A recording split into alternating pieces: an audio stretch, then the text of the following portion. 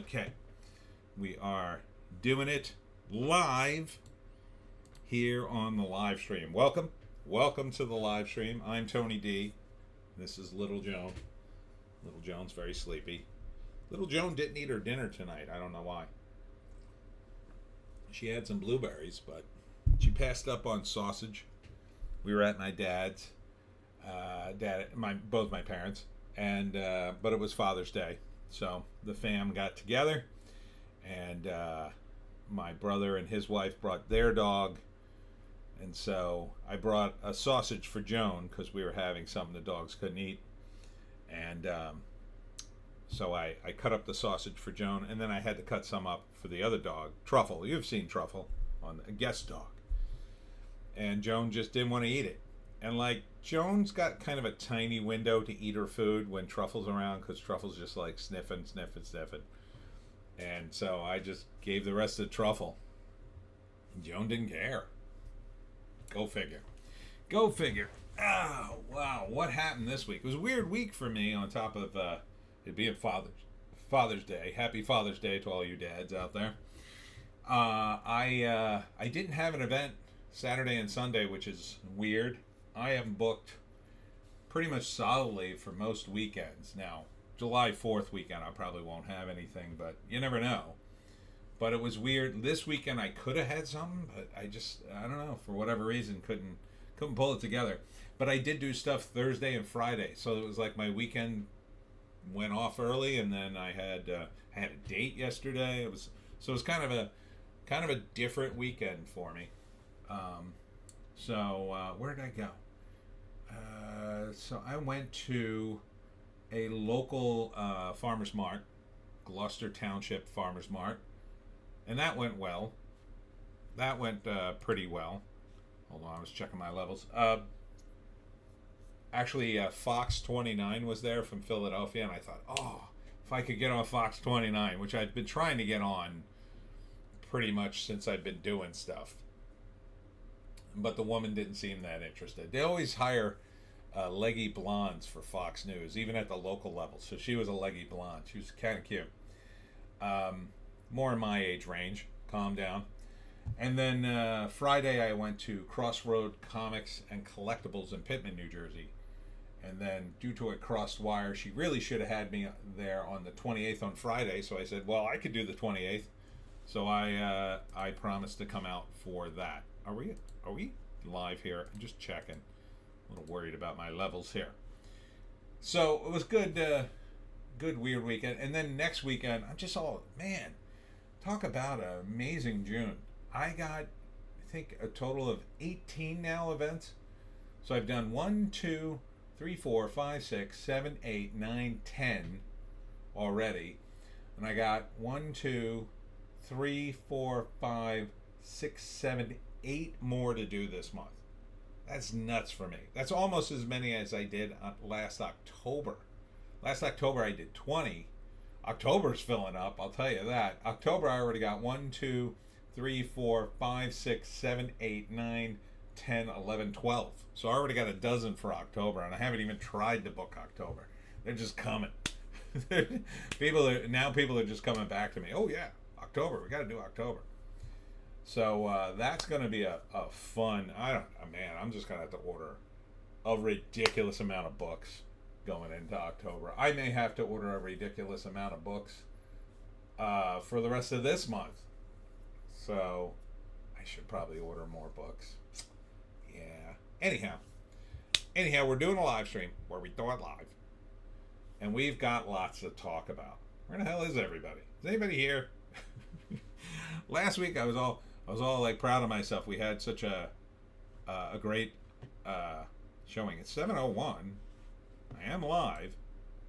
Yeah, well, nobody's here yet. I got two viewers. Already got a like. Thanks, guys. Is the chat not working? Hello. I guess not. But this week, it's an interesting box office. Now, I didn't think Inside Out 2 would do that good.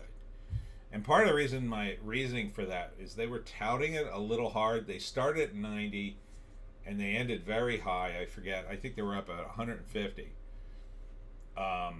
And I was calling for, I don't know, man. This could be a bit of an AstroTurf. But looking at it, wow, 100. Yeah, these guys, man, they predict it.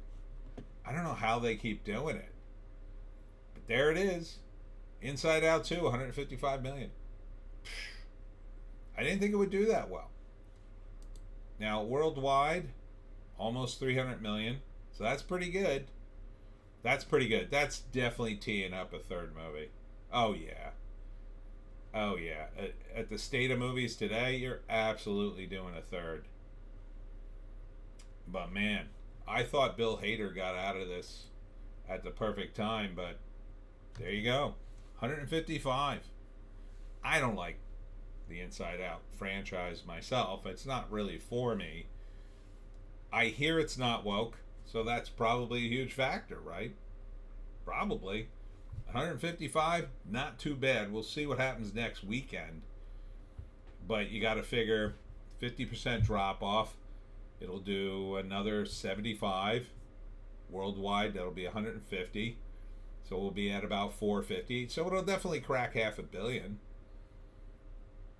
Weekend after that, looking at about 38. And then another 75 worldwide. So that puts it over $500 million. Puts it at about, what does that put it at? Like 550. And that's not even counting the week. So I don't think it's going to reach $1 billion, but it might. I mean, if it has real legs. I kind of think this is going to drop to 50%. But what the hell do I know? I didn't call this, so I thought it would be a lot lower, but man, I wish I knew how they did that. Because, you know, as much as the movie industry is so off kilter, they seem to be able to call, you know, the weekends. They seem to be right on point. Very rarely are they off. And if they're off by like 10, 20 million, maybe. With few exceptions. What were they wrong on? There's a couple of big ones they were wrong on. I guess they were wrong on the Marvels, but. And then Bad Boys, in its second week, only dropped by 42%. So that's got legs. That's got legs. It's at 33 million. Dropping from 1 to 2. So that's not bad. It's not bad at all. So you're at 214 million for a movie that this probably cost 100 million, right? Yeah, 100 million. So that's not bad. That's money. That's money. Everything after this is just gravy. Just pure profit at this point. So I think they're definitely going to see a 5. Now, here's a really weird one. Here's where it gets nuts. Kingdom of the Planet of the Apes goes from 5 back to 3. Right? Crazy. At 5.2 million. And this is in its 6th week. It's been out for a month and a half. People want to see summer movies. That's what it boils down to. And kids' movies aren't typically summer movies, but Inside Out is a kids movie, so I don't know. I guess they just said, F it, we'll go see the ape thing again. I mean, it's kind of the same movie over and over again. The Apes movie, I mean, 5.2 million. They're gonna make another one of these. Yeah, 374. I mean, this is money. Cost 160. It's not a lot of money though when you think about it. I mean, they did spend some money on the advertising. Probably only. I mean, if that formula is correct, the profit here is really only about 54 million. But I say that like I have 54 million to burn. But the profit on Garfield is solid. I mean, it drops from 4 to 2, but it's still in the top 5. Because this movie surprisingly only cost 60 million. We're already at 217. So that's money. That made more money. And then at 5, The Watchers, dropping from 4 to 5. This is in its 2nd week. Well, I mean, 48%. it's got a little bit of legs. A little bit. 3.6 million. 23 million worldwide. How much does this cost to make? See, they're not saying. I kind of think that it hasn't made its money yet, because 23 million seems a little low for something that was seemed to have a little bit of money. This didn't look like a cheap movie. It could have been done cheaply. It should have been done cheaply, but I mean, it's a horror movie. What are you going to spend gazillions of dollars for? Oh, I know why nobody's here, because it's Father's Day. Everybody's doing father stuff. I forgot. Number 6, IF or If. I don't even know what to call this movie. If drops from 3 to 6, 3.4 million in its 5th week. So that's still pretty good. Did it make money? 173? Not quite money yet. I mean, cost 110, so I mean, ideally you would need to crack 220. So can it make its money? Maybe in the long term, because it is a kids movie. It'll be the kind of thing people want to buy and have. We'll see. And then of course, Furiosa in its 4th week, dropping from 6 to 7. Well, at least the drop off leveled off somewhat. It's at 160 million, and that is a $168 million movie. It looks like it might barely make its budget back, but that ain't good. 2.4 million. That ain't good. That means none of the advertising money is coming back. Fall Guy, same sort of deal, I believe. 169 million for a $125 million production. Yeah, it's not good. It's not good. Fall Guy, not good. But The Strangers, Chapter 1, goes back up from 10 to 9. 38 million. That's money, baby. That's doubling your money at worst. More than doubling your money. Make 40 of these movies. And look, The Strangers, I don't want to see this movie. I don't like movies where there's just a bunch of people in mass killing people. I don't like those kind of movies. But I understand they make money. You got to at least, mix it up. You got to have a handful of The Strangers Chapter 1 along with, your big tentpole movies. Number 10, dropping from 8, The Lord of the Rings, The Fellowship of the Rings. Made $632,000, but who cares? It's all gravy at this point. You're going to do like Oppenheimer, keep throwing this into the movie theaters until it cracks $1 billion. Same thing with Lord of the Rings, Two Towers right after it. That one could make $1 billion, maybe. I mean, it's about 79 million to go, but number 12 is Tuesday in its 2nd week. See, again, they're trying to game the system here. Trying to make it look like it's making more money. $324,000 though. I mean, is that even enough to pay Julia Louis-Dreyfus for showing up? I think she's trying to make the move to serious actress and filmmaker and stuff. I don't know how well it's going. Part of it, again, is I think her politics. When you're trying to attract an audience, you don't want to push them away with your politics. You just don't want to do that. Unless you have a political brand, would be the exception. Right? If Donald Trump went back, I don't know, started appearing in movies, he can't get rid of his political brand.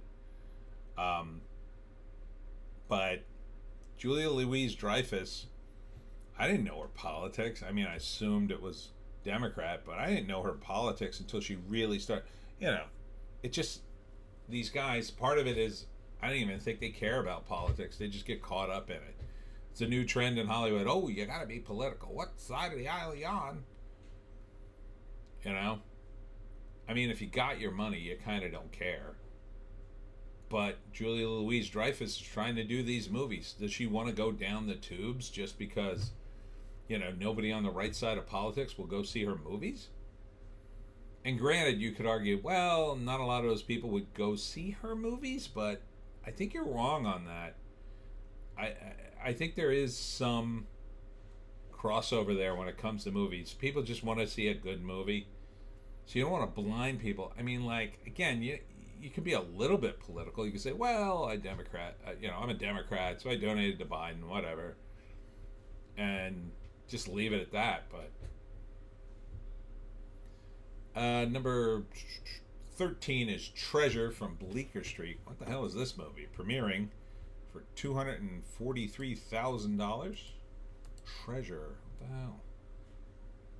Oh, I think I know what this is. Okay, so this is what's her face? The woman from Girls. I forget her name. That annoying woman, Lena Dunham. That's her. So she is an American, and her Polish father, I think, is played by Stephen Fry. Now, here's what sort of pisses me off about this film, although it looks like a perfectly fine film. And I have no problem with Stephen Fry playing a Polish guy. But again, we've had so many people cry about various actors playing certain roles. But where's the outcry here? I don't think Stephen Fry is Polish. He's very, very English. So, but, again, the people cry about this stuff. They don't care, number one, because it's Stephen Fry and he's on the correct side of the aisle.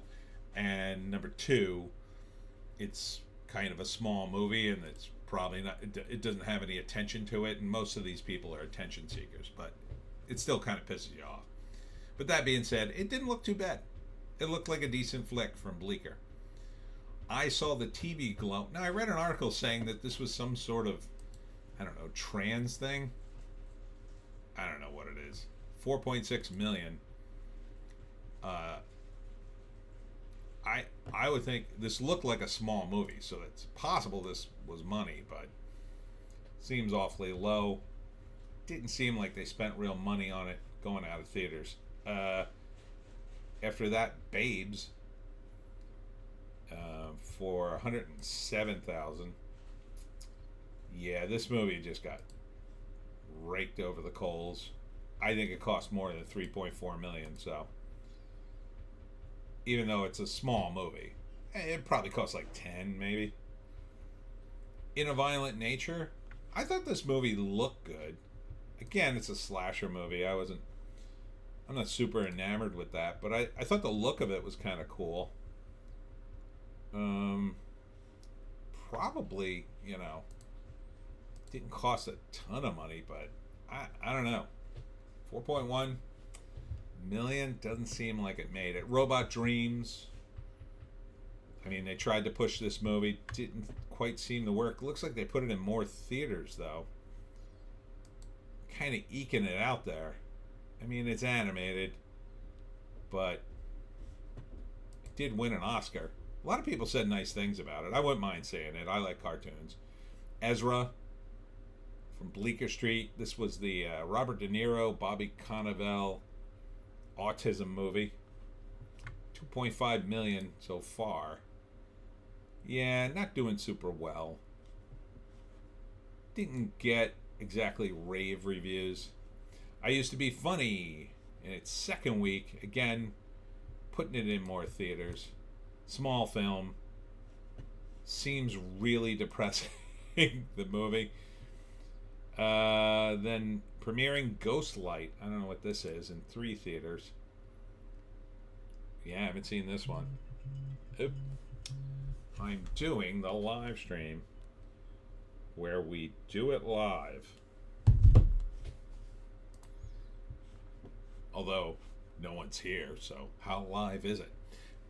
Next up, Civil War. How's this movie still in the theaters? It's in its 10th week. Put it out of its misery already. Evil Does Not Exist from Janus Films, 7th week. And Summer Solstice? Cartilage Films. I don't know. I haven't heard of this one. Haven't heard of this one. $5,000. Well, it's only in one theater. It's so weird though, the what, I don't know, they're just trying to like anybody in the movie industry, wouldn't they have this linked in their browser and would check it? I mean, I get the strategy, like, oh, the second week, this movie went up 300%. Oh, sounds like a good film. Yeah, but if you look and you see that you went from 5 theaters to 35 theaters, well, that's why the box office suddenly spiked. It's not like more people are going to see it. You're just in more theaters. And probably the same amount of people saw it. So, you know, it doesn't mean anything. And if you look at, and even if you're looking at the averages per theater, doesn't mean anything. Here you got the average of $5,000 a theater. Is that good? Well, it's only in one theater. I assume everybody connected to the movie went to go see it there. Same thing with Ghostlight. It's only in 3 theaters. That's $12,000 per theater. But you're looking at In a Violent Nature. Average is 474. And that's same with Tuesday. Same with Lord of the Rings. So, you know, the only one that's knocking it out of the park per theater is Inside Out. $34,000 per theater, and that's impressive considering it's in 440 theaters. Gotta hand it to you. Looks like they did it. They did it. They brought back Pixar for now. We'll see what happens next week. Second week's always key, but Bad Boys, it's got legs, baby. 42% drop. That's not bad. Anything under 50 is not bad. Even the watchers. I didn't like the look of that movie. It's not for me, but no arguing with the numbers. So, kudos. I guess Disney's back. Yeah, 1 out of 8 of their movies made money. It seems to me. So, yeah, that's it. That's it for the box office. God, I got through the whole box office. Nobody's here. I guess it's all Father's Day. I'll just type in a Happy Father's Day. See if anybody's awake. Happy Father's World Day. There you go. All right. Moving on. Yeah, I know Ardent is a dad, so he's got kids. All these guys got kids. Just me and you, Joe. Just me and you. As always. All right, so here it is over in Variety, talking about Inside Out. So I'm sure they got the wheels working to get that sequel, get that third sequel in the works.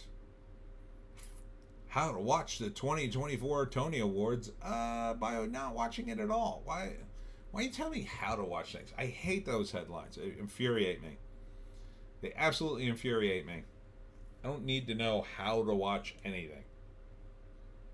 I watch things. That's it. Biden LA fundraiser with Obama, George Clooney, Julia Roberts raises record $28 million. $28 million. So what? Trump made more than that when he was prosecuted. So, and why are you covering it, Variety? Well, I guess you should cover it because George Clooney and Julia Roberts and all the other big A-listers who are in the politics were there. But at this point, don't you think it'd be like, I'm going to skip this one? You got a perfect reason to skip it. What are you going to get out of this? I don't know. House of the Dragon Season 2 cast guide, if you want to check out that.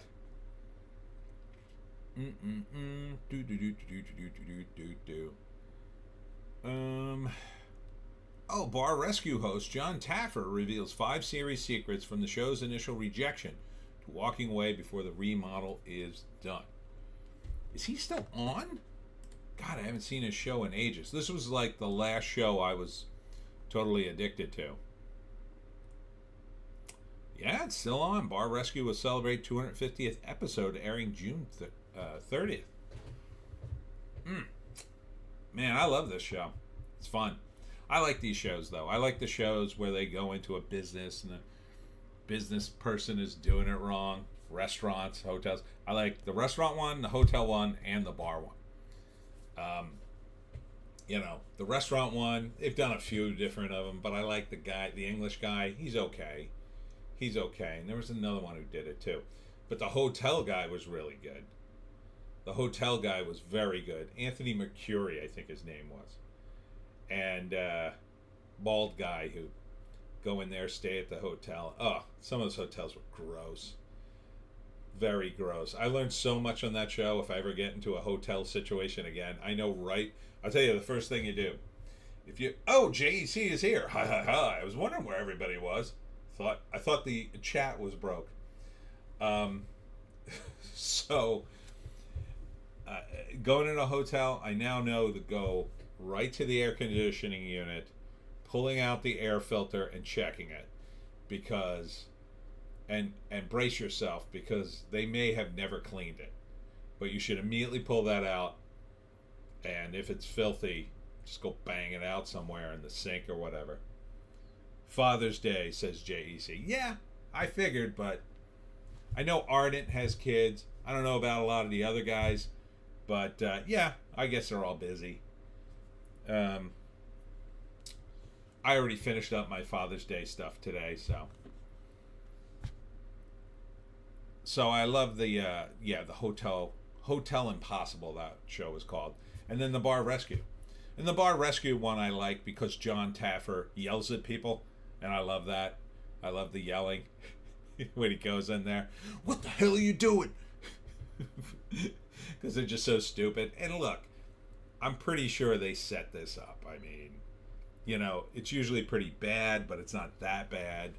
Or the one that I really like, and I guess it was Bar Rescue, what he would do is he'd send in two people, sometimes from a previous episode, and they would visit somebody's bar. And so they were like undercover, and they'd have cameras on them, and then they'd get terrible service, and then Taffer had like evidence going in. And then, of course, some of the bars are just completely out of control in terms of, they let people drink too much, and it can make them liable, and they had people like getting naked and dancing on the bar and all kinds of stuff. So that's a fun show. I miss it. I wish I had TV just to watch that. I wonder if I could watch it online somewhere. Probably watch some of the old ones I missed. All right. You missed the whole box office this week, JC. I just did the whole box office. Inside Out 2 was top of the charts. Top of the charts, by the way. Martin Scorsese and Robert De Niro go deep. The pair reflect on meeting via Brian De Palma, how their partnership thrives, and paying the mob to make mean streets. That's a long time ago. And now, I don't know. Got Flowers of a Killer Moon, a 3.5-hour movie. Maybe get back to your roots. Making movies that are short. That I don't have to take a bathroom break in the middle of.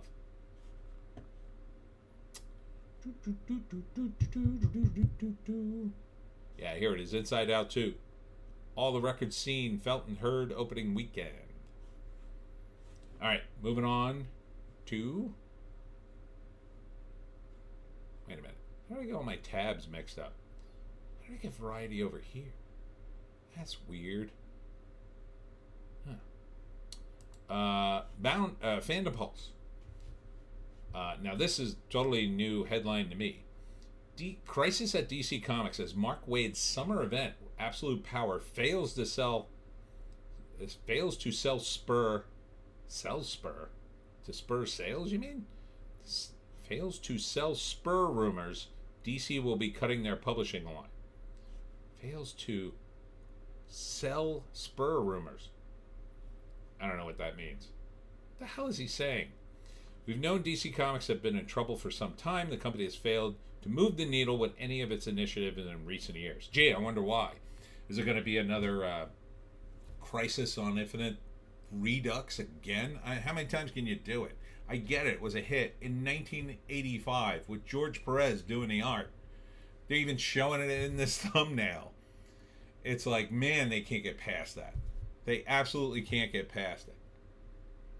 The whole point of doing the Crisis on... here I am ranting about comics again. The whole point of doing Crisis on Infinite Earths in 85 was that the continuity had gotten so screwed up. They had to do it. They just wanted to straighten everything out. And then the idea was that was it. They were going to actually fix it. But even then, they kind of screwed a few things up. And they've been going back to the well ever since. At this point, I don't even know what the continuity is. It's unbelievable that they've gone back to that well. I mean, Crisis on Infinite Earths will be 40 years old next year. That's ridiculous. Move the F on, will you? Between that and gay Superman storyline and Connor Kent, the clone storyline, all this other stupid storylines that were completely unnecessary. What DC Comics needs more than even Marvel are new characters. Like, DC already went back to the well, taking all their old characters and revamping them, and they've done that with so many of them. And granted, they have a lot, but they've pretty much, I mean, you go back and do that, you're cherry picking the best ones to revamp. You're not going to pick the ones that are just hopeless. And they've kind of done that a bunch of times. Marvel has done some of that, but not. There's still a bunch of characters they could probably, go back and retool if they really wanted to do it. But they're so caught up at wokeness that they don't even care about that. But DC is in this weird. They're still in that weird middle ground of we got to be super woke, but we got to tell a story, and then they fail to do either. They fail to be woke enough to placate the wokies, and they definitely drop the ball on a lot of stories.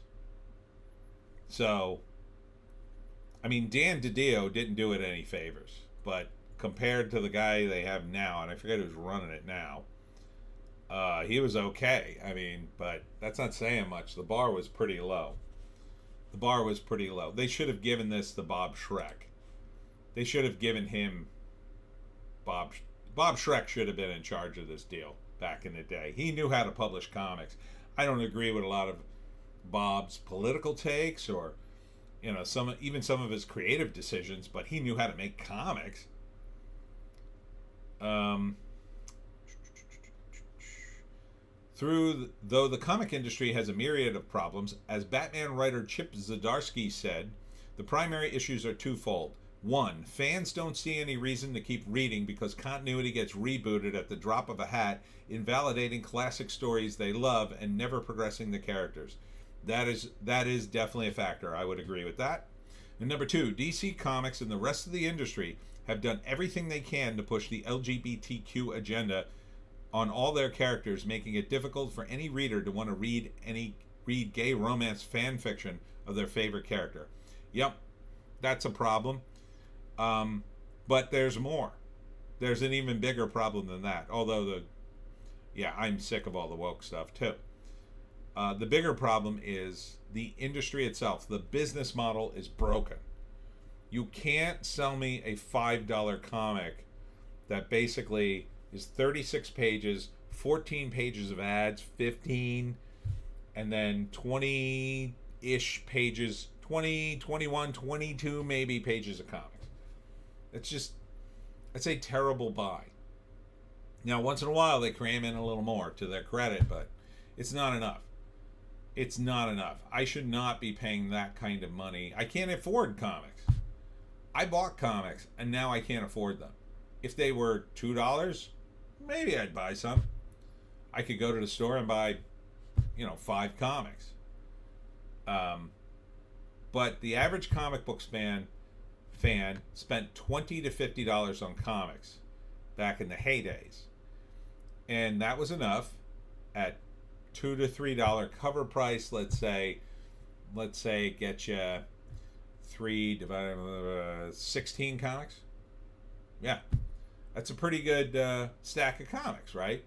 16 comics, maybe 17, somewhere in that neighborhood. 16, let's say 16 to 20 comics, depending on the cover price. That's a stack you could take home on a Saturday and spend your afternoon reading about all the characters.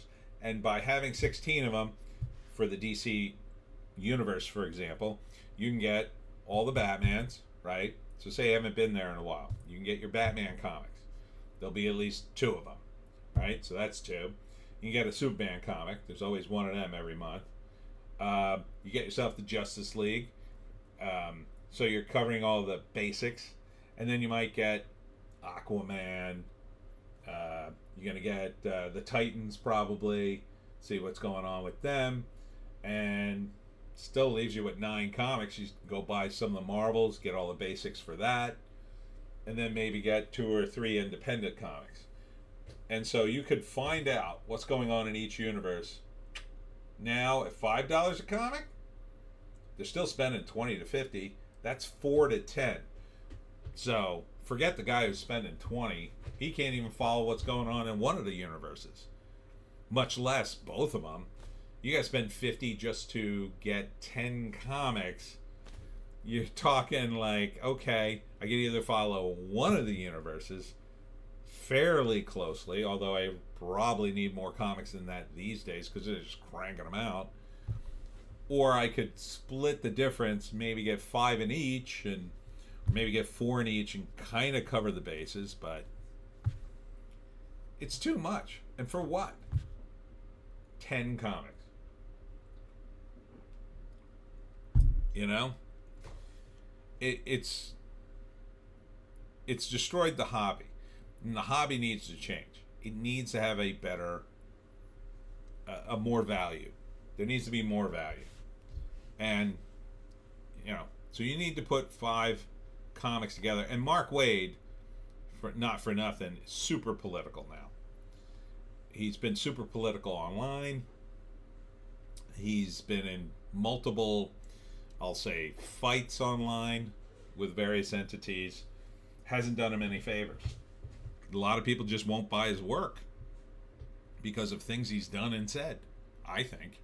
So I think the fan base is, no, I don't want to support Mark Waid, which means you're not supporting DC Comics. So if you're going to say, well, I'm not supporting Mark Waid, and he's writing a major, one of the major events, then you're just going to say, well, I'm going to bow out in DC. And once you get out of the habit, you're done. So you're driving people to Marvel. They're even more woke. And they might jump to indie stuff. But the problem with indie stuff, it stops, starts. There's not enough of it a lot of times. They're just going to get out of the hobby. So DC, I could fix DC easier than I could fix Marvel. Marvel requires a hard reset. DC, I could fix. There's been some woke stuff. You could undo it. But you'd probably need another Crisis. Or like I would do with Marvel, I would reveal that you've been following one of the many universes. And you've been following the woke one, and it's falling apart. And then we transition to the based universe, and Superman would be very American again, and everybody would be normal, and you'd have some good stories, and it would be fixed. It would be fixed.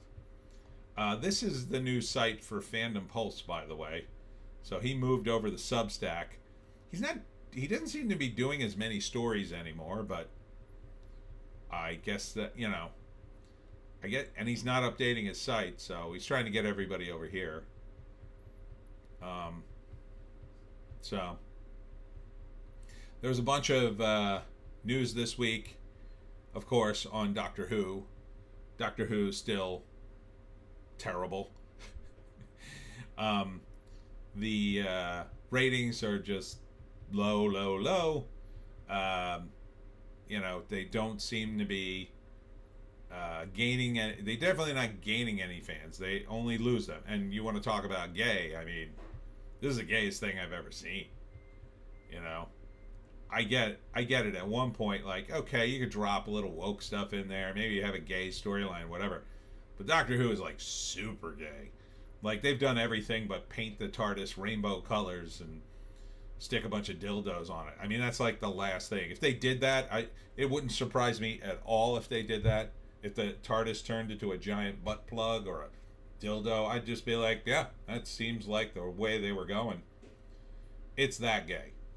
It's that gay. I mean, it's in your face, gay, gay, gay, gay, gay, constantly. There's almost no science fiction in it that I could see. And this is just me looking at the clips and the trailers and the critiques. That's all it seems to be.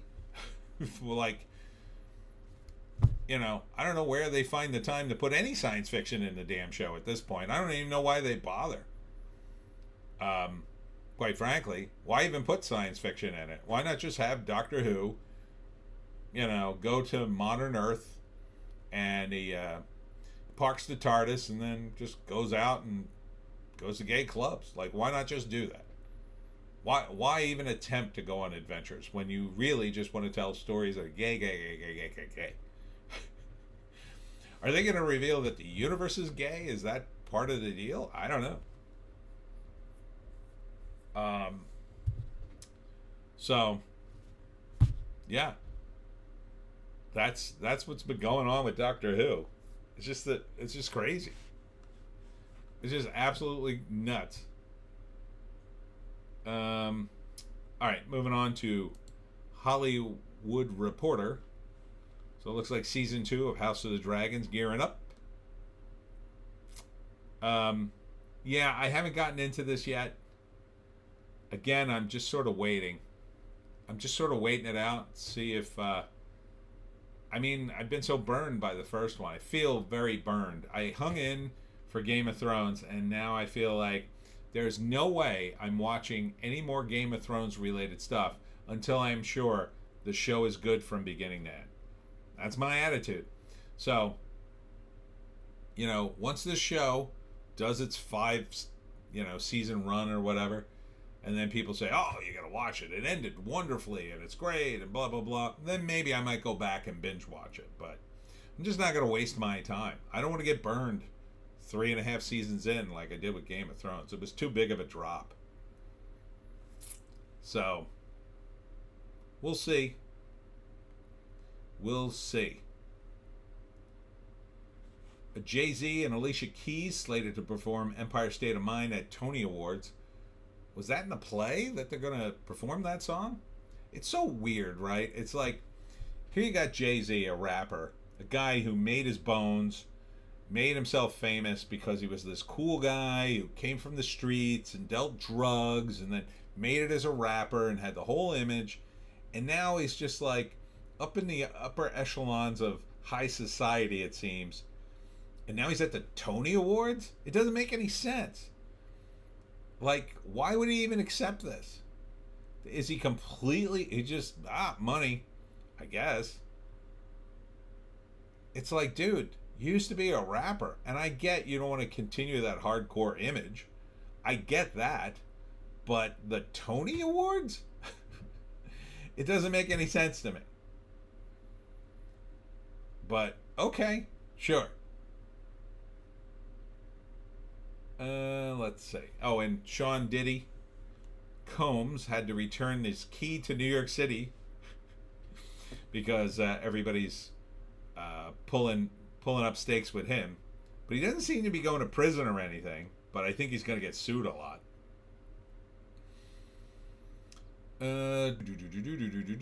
More on Inside Out 2.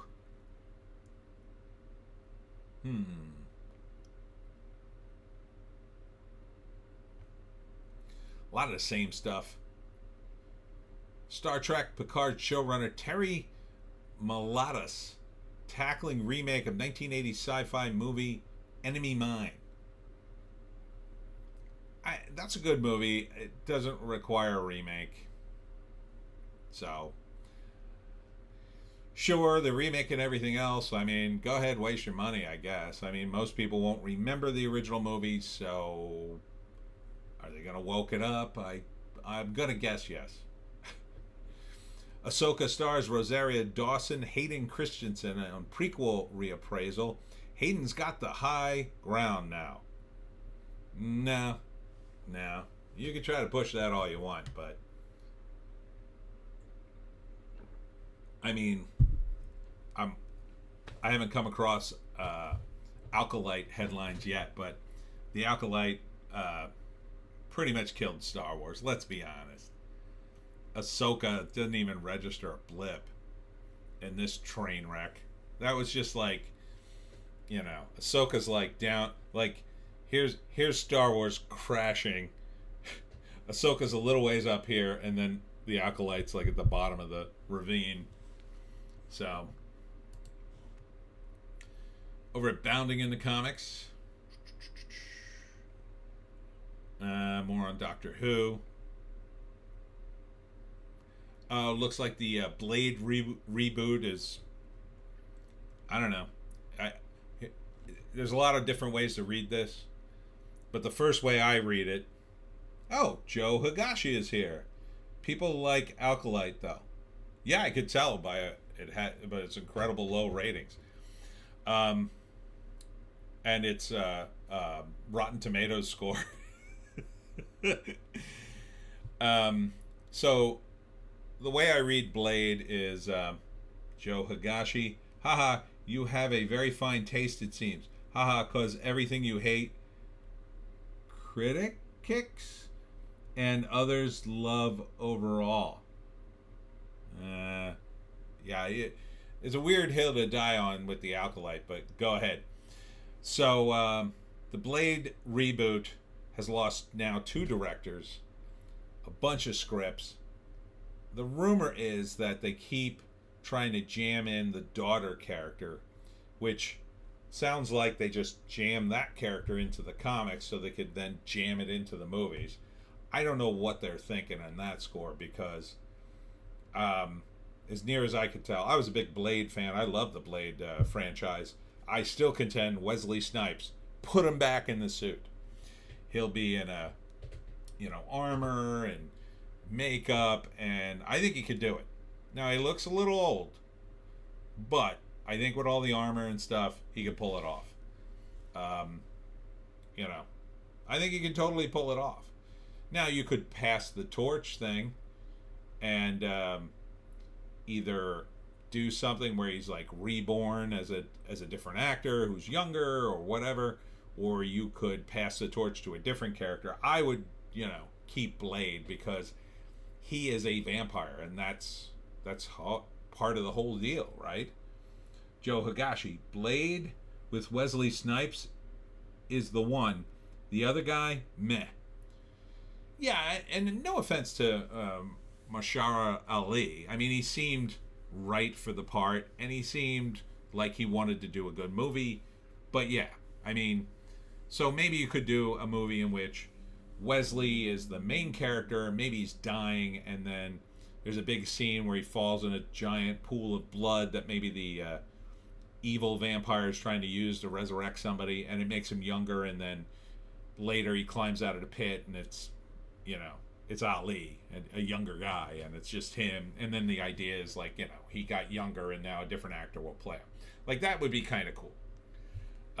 Something like that. Or just let Wesley do it, and just do one movie. Or just let him get old. You could do that. You could let him get old. Just say, well, he's older now. He's the day walker and he gets older. Or something happens to him and made him older. I think Blade is the one Marvel movie they could bring back, and it would be friggin' crazy time. I mean, people would line up around the block to see a Wesley Snipes Blade movie again. Now is the time. It would be the easiest $1 billion Disney ever made. It really would. Action packed. He kills like a gazillion vampires. You telling me you don't want to see that? Oh my God! You throw in some of the Marvel characters, some of the good ones, in the mix too. You got a movie. You got a movie. You could even have him save one of the Marvel heroes or something. That would be cool. How cool would that be? the plot was, who do you got left? Who's even left? You got Mark Ruffalo, so nah, I wouldn't put the Hulk in it. Forget about Brie Larson, she sucks. You got Spider-Man, but it's all tied up with Sony, so you don't want to use him. Can't use Namor, they F that up. Oh gosh, who the hell's left? I mean, who's left in the Avengers? Iron Man's gone. God, you've so screwed up the Marvels. The MCU is just a train wreck. Bucky is the only one I can think of off the top of my head.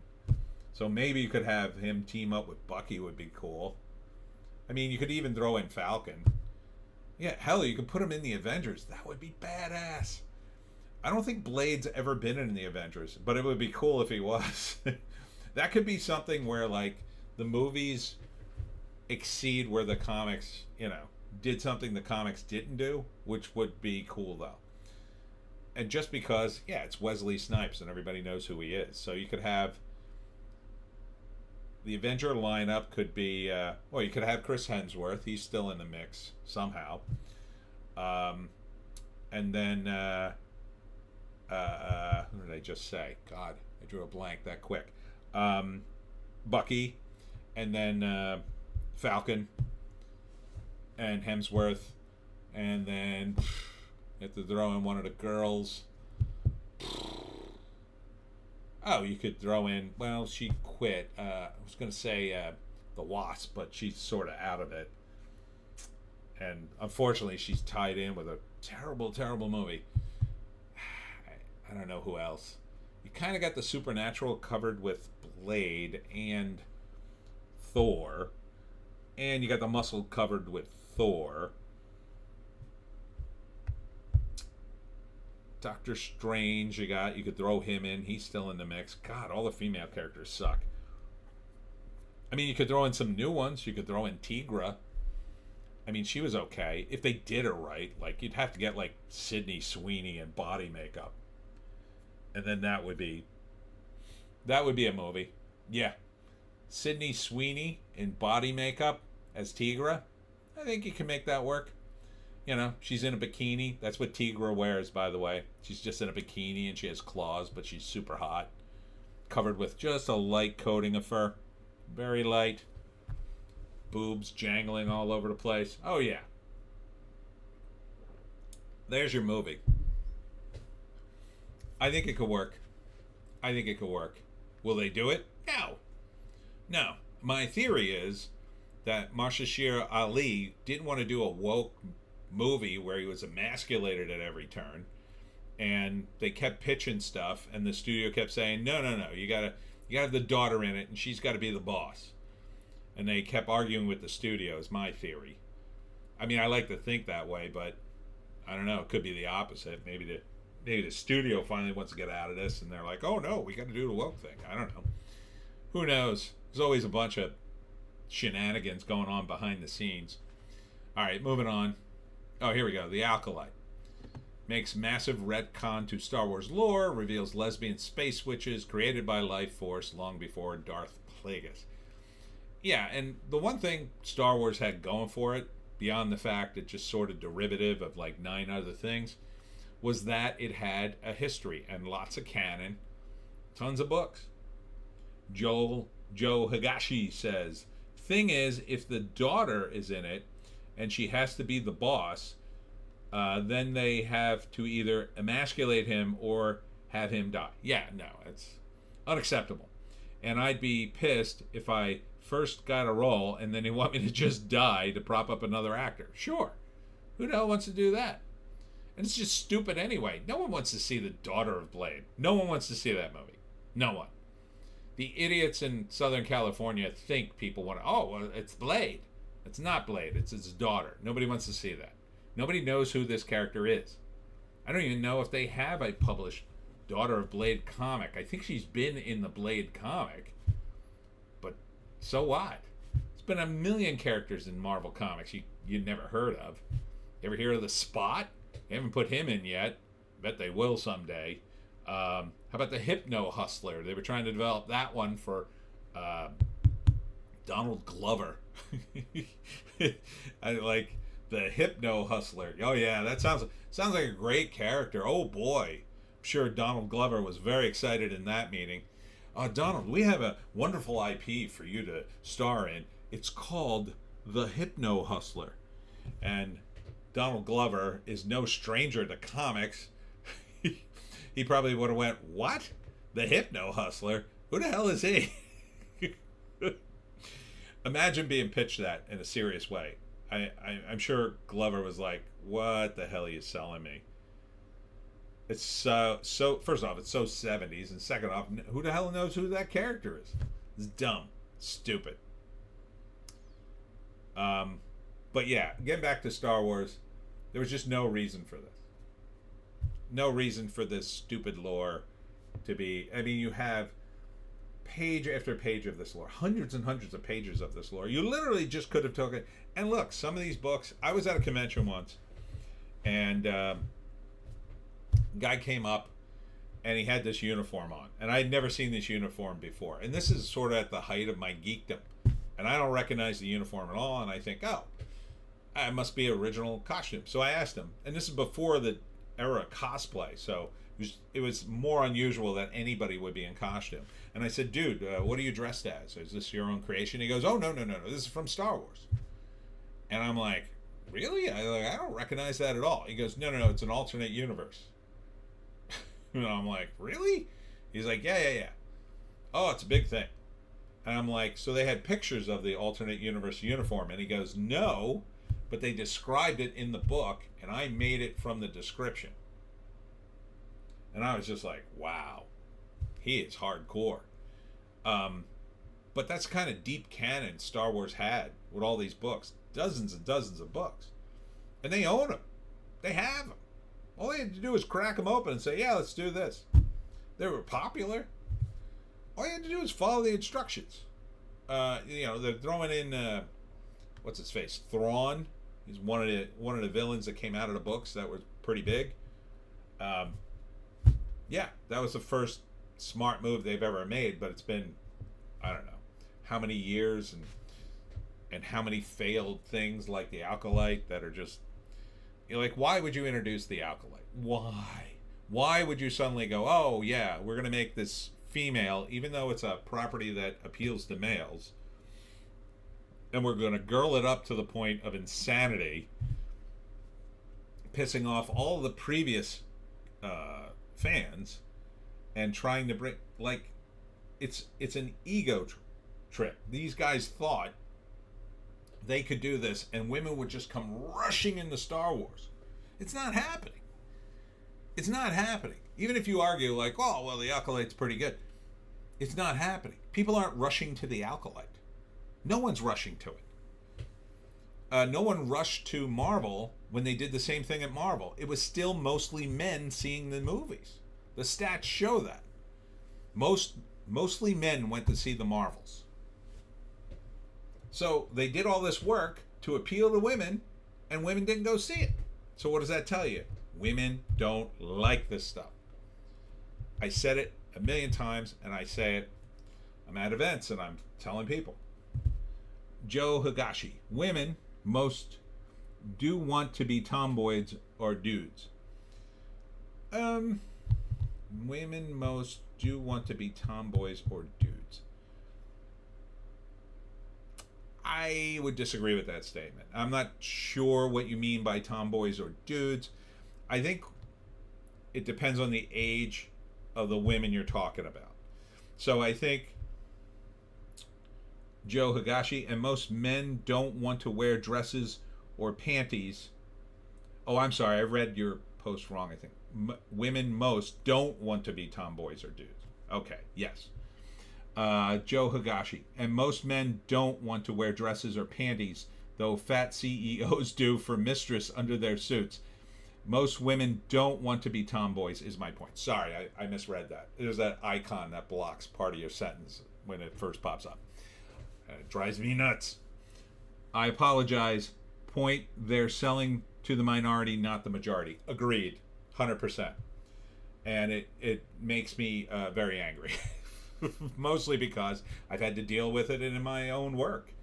When I work with other, as much as I do these days, I don't do much, but other than my own stuff. But working for a publisher, when they're like, "Oh, we're trying to attract a male audience," and I go, "Okay, great. I know that audience.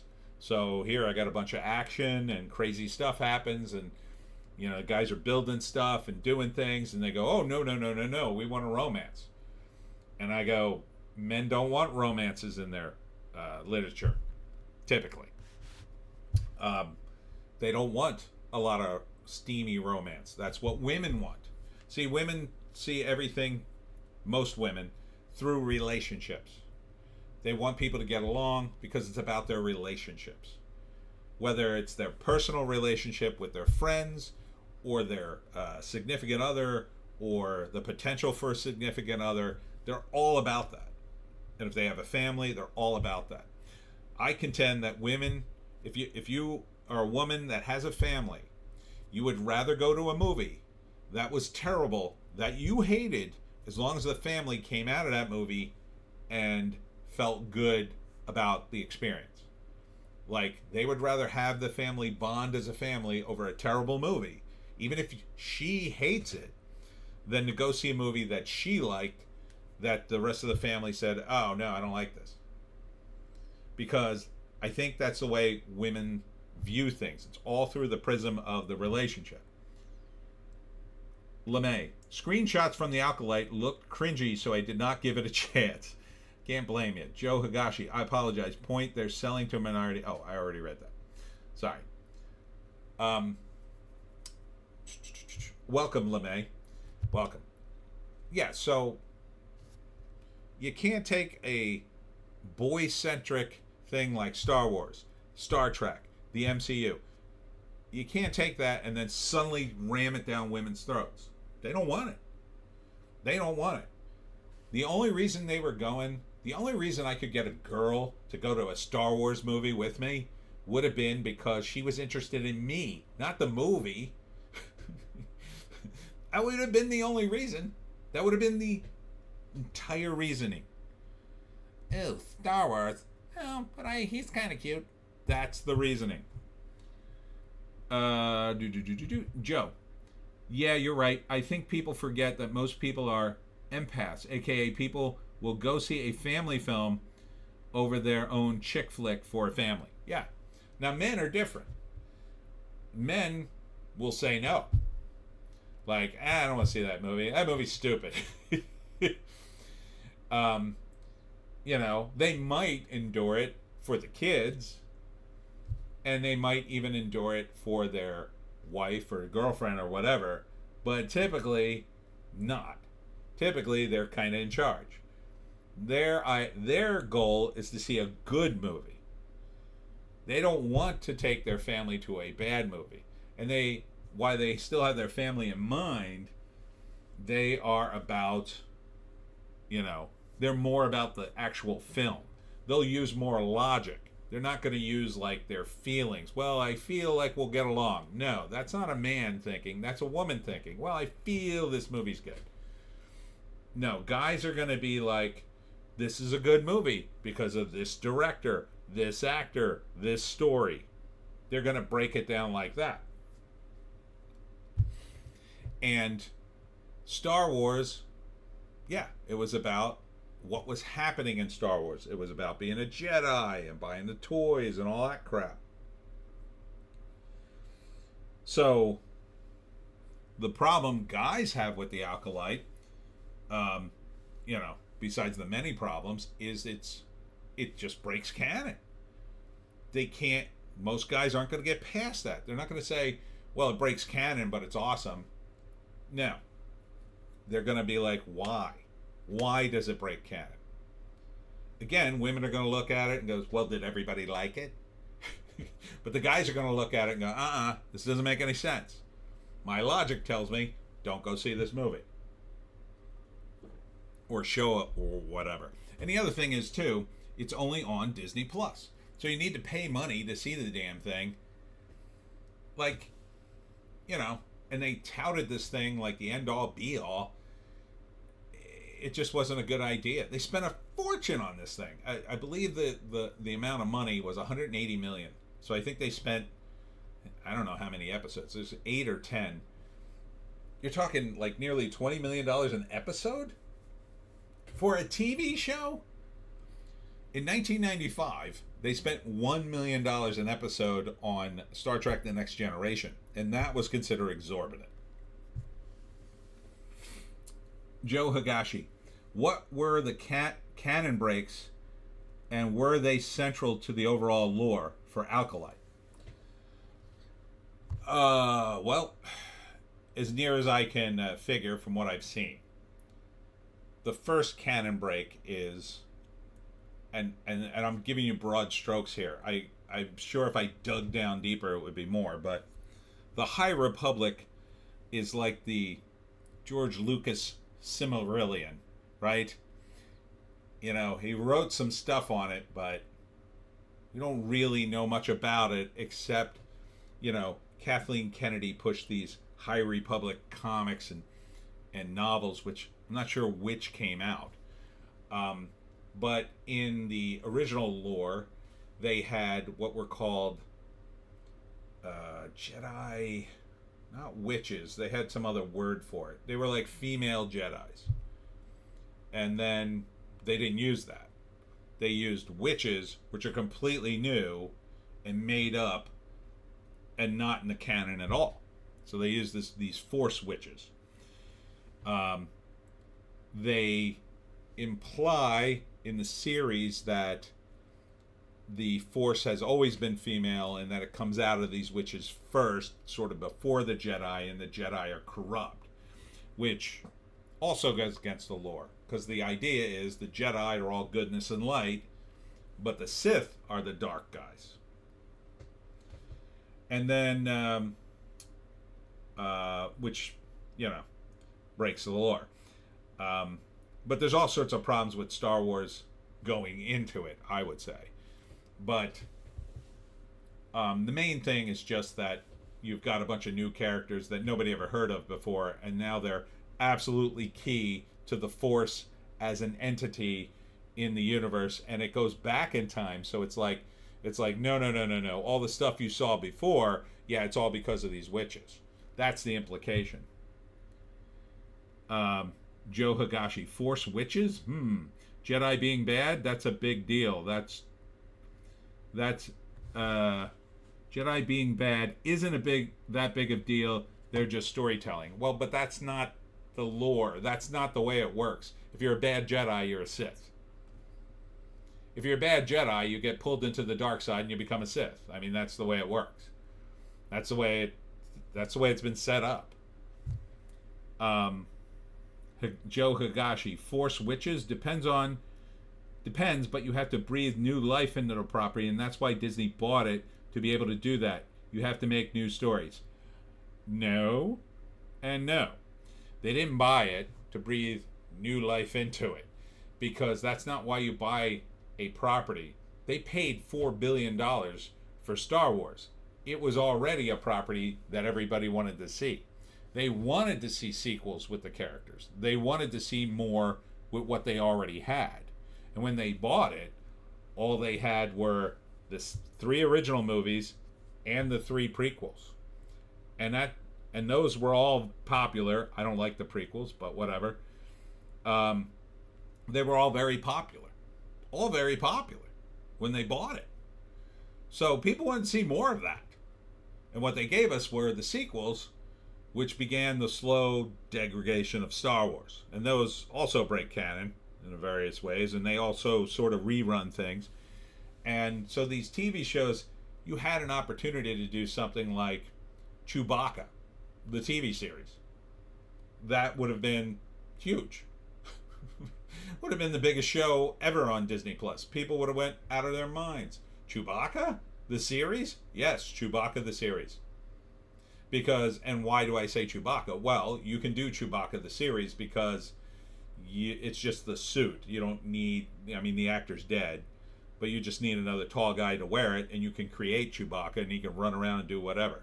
And you can give him a new sidekick, like Han Solo, Or you could recast and make it Han Solo too, but you know, you could have done Chewbacca, the TV series, and it would have been the biggest thing ever.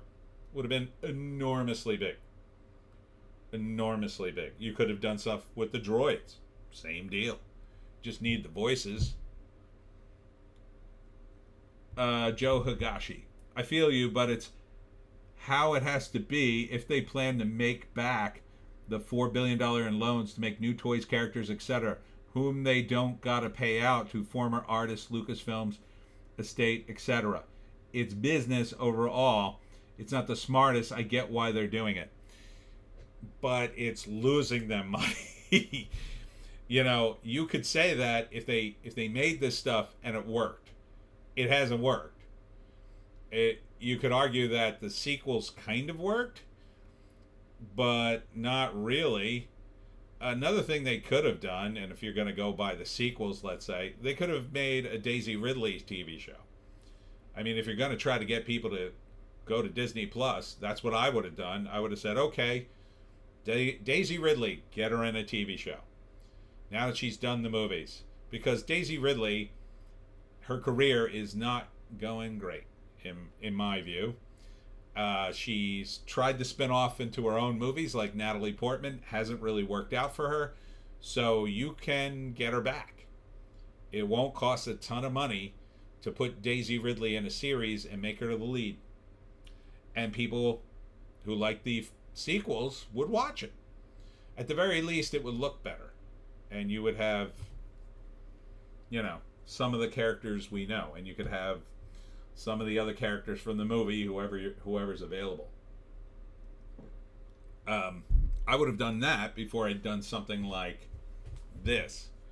And if you're going to do new characters in the Star Wars universe, again, you had hundreds and hundreds of pages of books to redo that.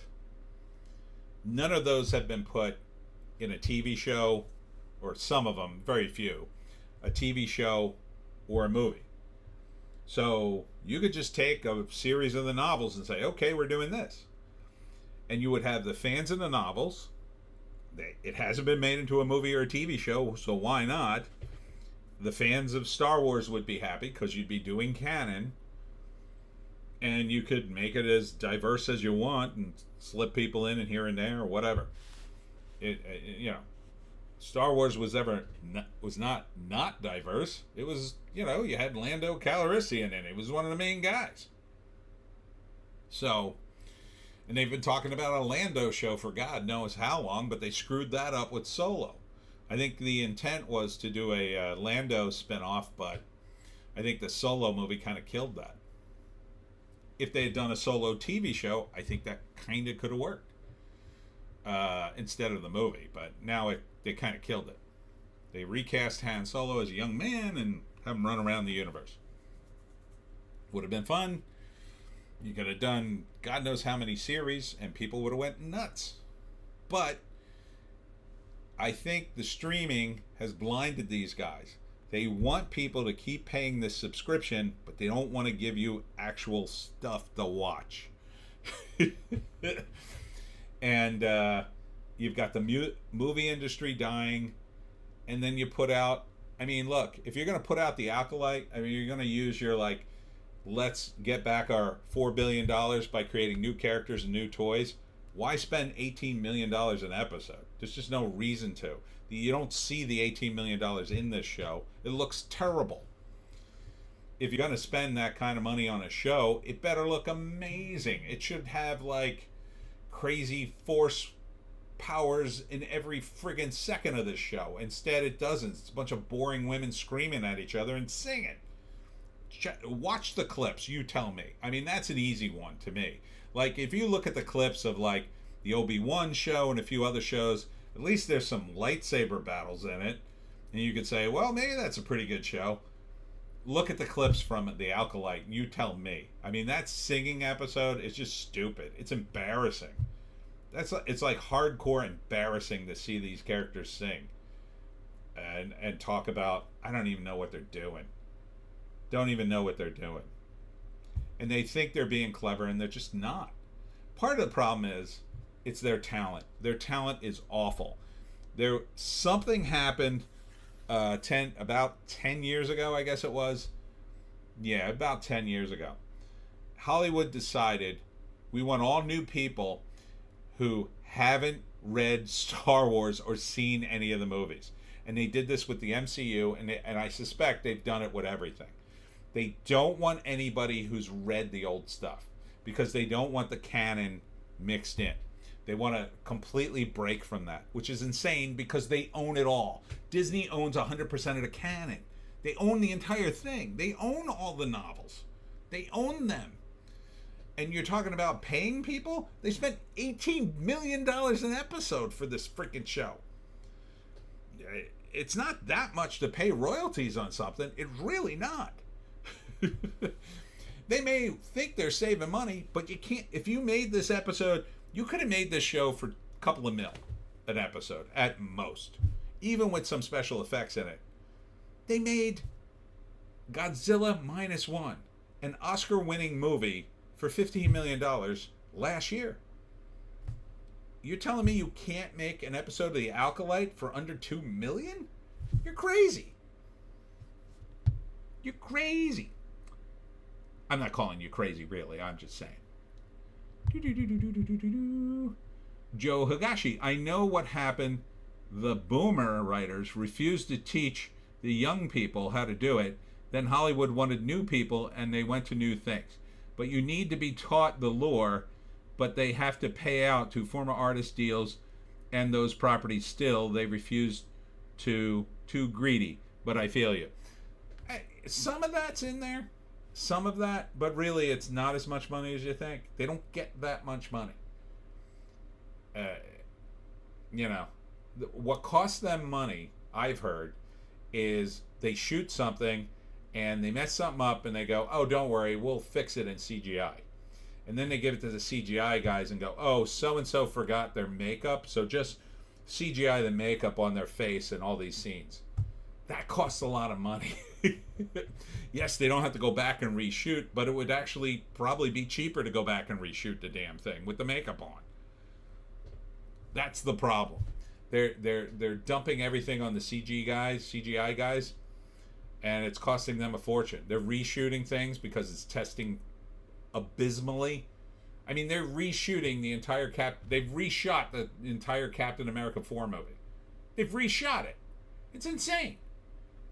Why did you shoot the first movie? Did you not read the script? Did you write it with your eyes closed? Read the script and say, okay, this will be a good movie, or, oh, this is BS, let's not make this. They shot a whole movie and then said, oh, this is terrible.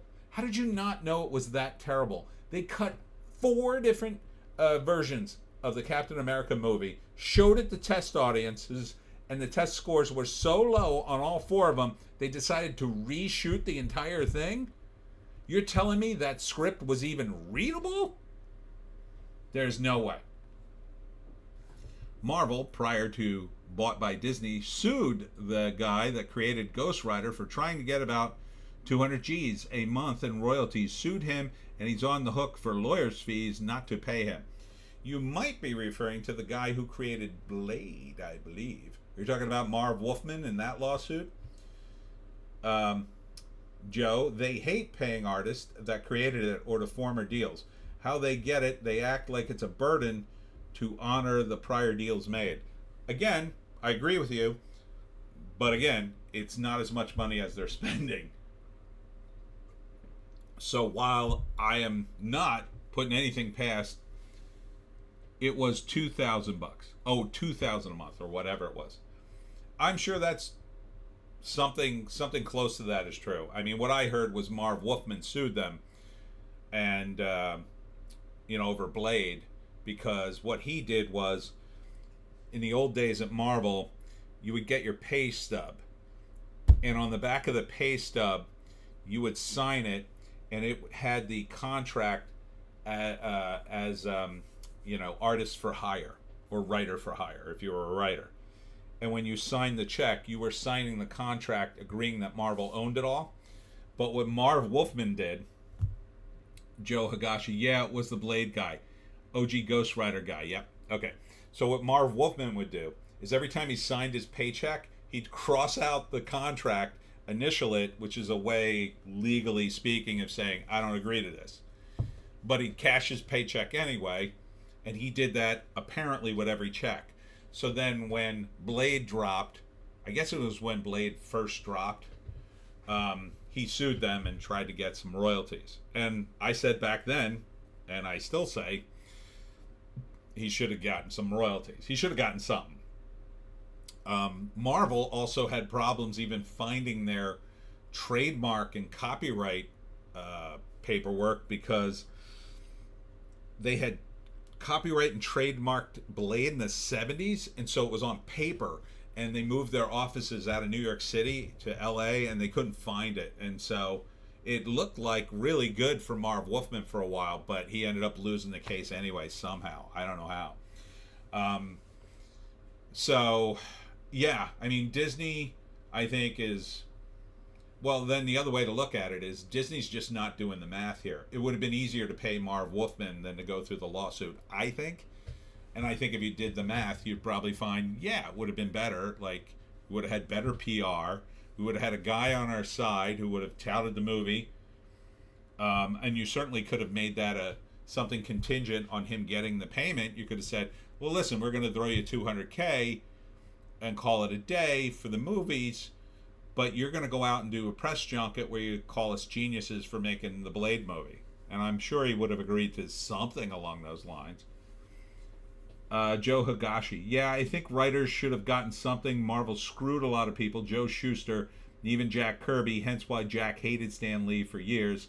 I've heard that. Shuster was DC, I believe. You're talking about the creator of Superman, I believe. Right? That was Joe Shuster. Or Joel Shuster? Is it Joe or Joel? I think the issue with the lawsuit was that there were other artists with stronger claims that would have come forward using the lawsuit as a basis for rebuttal. Oh, interesting. So I get why they did it, but I don't agree with it. Yeah, I sort of get it in theory, but I can't imagine they saved that much money. And when you look at a movie, you know, maybe in the 90s they did, but now when you blow $200 million on a movie and then it loses money for you, what would have been another $200,000 to Marv Wolfman? Nothing. They blow $200,000 on nothing on a movie now.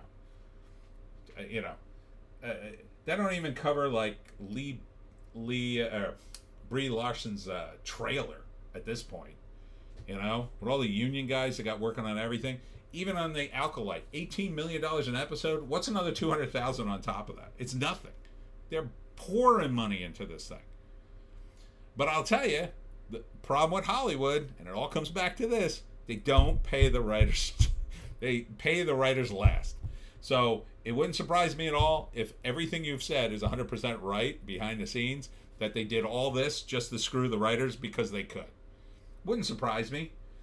But there comes a limit where some of these bean counters gotta look at the math and go, God, we're wasting a lot of money just on screwing these guys. Let's just give them money. Let's just give them money, and then they'll be happy, and then they won't sue us, and then it'll be fine. Right? So, but in terms of like doing the books, like all that's set out in their contracts, so they know how much it's going to cost them. Like when I signed a contract for a movie, it's set out in the contract how much money I get. If it's so like I did this movie, a horror movie, and in my contract, if they had made a TV show based on the horror movie, I would have gotten X amount of dollars. If they had made a sequel, I would have gotten X amount of dollars. If they had made, you know, some kind of video game or whatever, X amount of dollars. It's all outlined in these contracts. Now, my contract was like some dumpy little horror movie, but at Disney, oh man, the contracts are probably like 500 pages long and, you know, outlines every conceivable thing. And so it would have been totally a cost. It would have been a known cost, and that known cost compared to the budget overall is nothing now. Joe Higashi, there is a lot of that. They'd like to screw artists. Honestly, it's like a power thing I've noticed. like good press be damned, they don't care. Well, the certainly some of the lawyers might think that way, but in this day and age when anybody can get canceled online and online can screw your project. I mean, look at The Crow, right? They dropped The Crow trailer and the reaction was not good. I mean, it's bad. I think it's killed that movie before it's even, I don't think it's out, right? Alex Ogle is here. Hey, Alex. Finally joined the stream, sitting down with Perfect Manhattan, thinking of scripts with Sydney Sweeney to have ready by Tuesday. Good man. Good man. Alex is on it.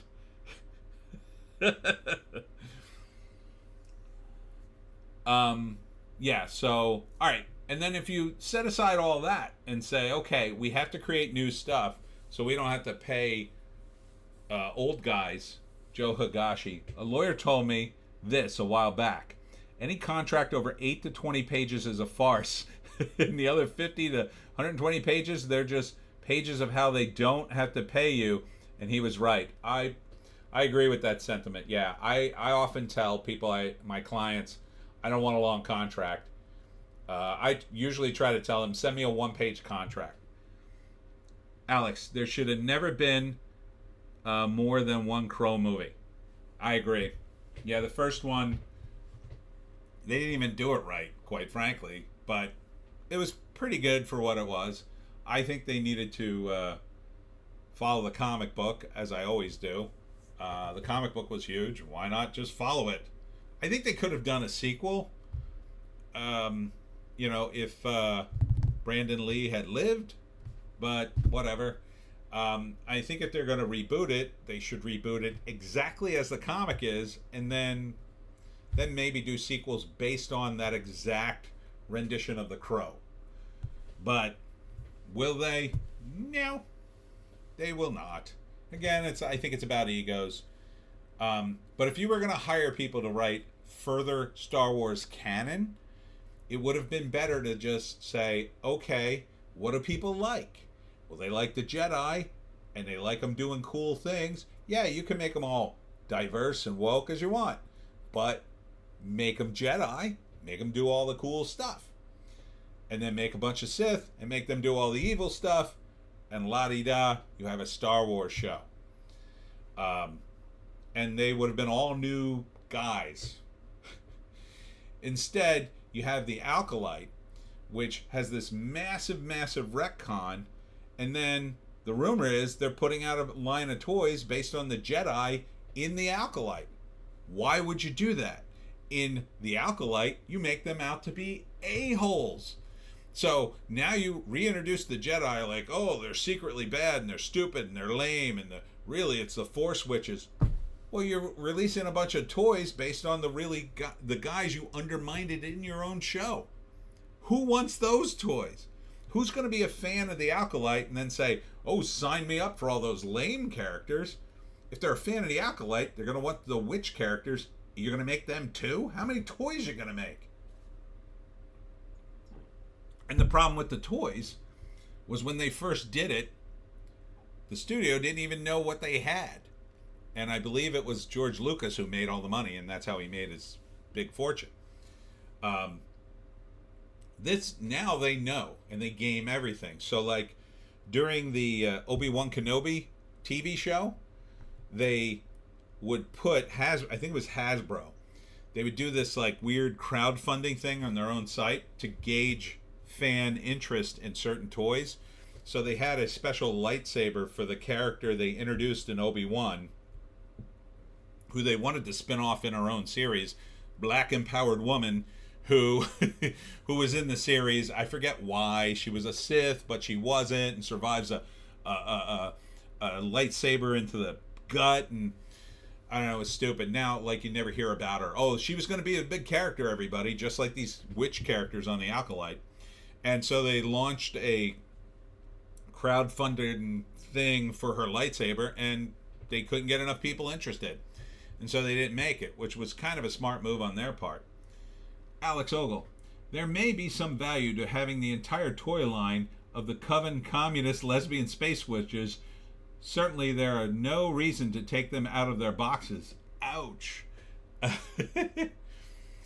Yeah, I mean, and then the communism is definitely in there in the story. That much is true. I mean, it's so blatant at this point. They literally could be wearing hammers and sickles, and it probably wouldn't make a difference. They could reveal that really the force is communism, and it really would be about as just as cringe. I mean, you watch that singing episode, and you tell me how cringe that show is. That is the cringiest things I've ever seen in any show. Even Star Trek Discovery didn't go that low, and that show is pretty bad from what I've seen of that. So, yeah, I mean, you could have hired like anybody to make the space switches cool, but it would have required a guy who at least had some knowledge of Star Wars, or girl, or whatever. Now, knowing Kathleen Kennedy and Leslie Headland, they would have hired somebody who was female and gay, but hire one that at least knows Star Wars. So you could have created a witch class of force witches that would have integrated with the canon in such a way. But see, I forget who did these videos. Oh gosh, I guess it might have been Nerdrotic, but it might have been somebody else.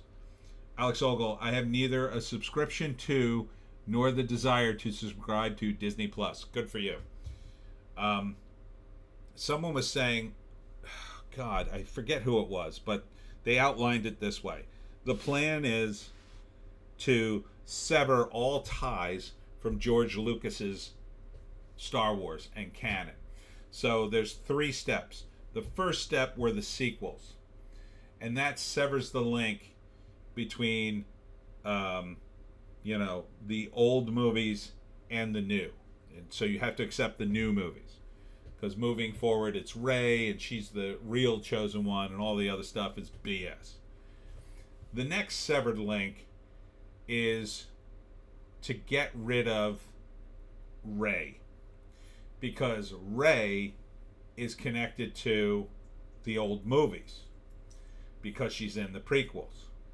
So the idea going forward now is to completely sever Rey from the movies in the future. And that way they can completely erase George Lucas and his Star Wars, which is, I find hilarious, because back in the 80s we used to talk about how Lucas, created Star Wars based on like 19 other things, like, the Seven Samurai and Lord of the Rings and all these other elements that he mushed together, Flash Gordon. And we also say, he's not that original, but it's cool. And now they're trying to eliminate that. And then the Acolyte is kind of a precursor to that. So what they can do now is, since the Acolyte takes place at the beginning of Star Wars during the High Republic, what they can do then is, when they do the downstream stuff with Daisy Ridley, they can say, oh, here's a bunch of Force witches. These are the real Star Wars people, and it's not the Force, it's the thread, and it always was the thread. And then the idea is you're going to forget completely about the Force, completely about Star Wars. I bet they don't even call it Star Wars anymore. And then whatever new communist thing they've hatched. Alex, yes, from the outset it was clear that they didn't want any of Lucas' creations. The reason was because he would be entitled to payments for their use, but no one wants their new characters.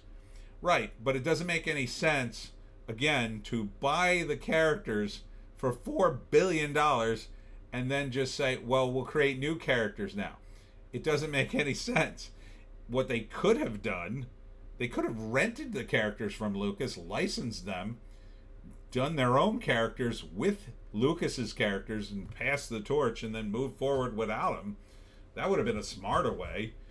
But yeah, it's like they paid $4 billion for a brand that they want to destroy, and then replace it with their own brands just so they don't have to pay Lucas money.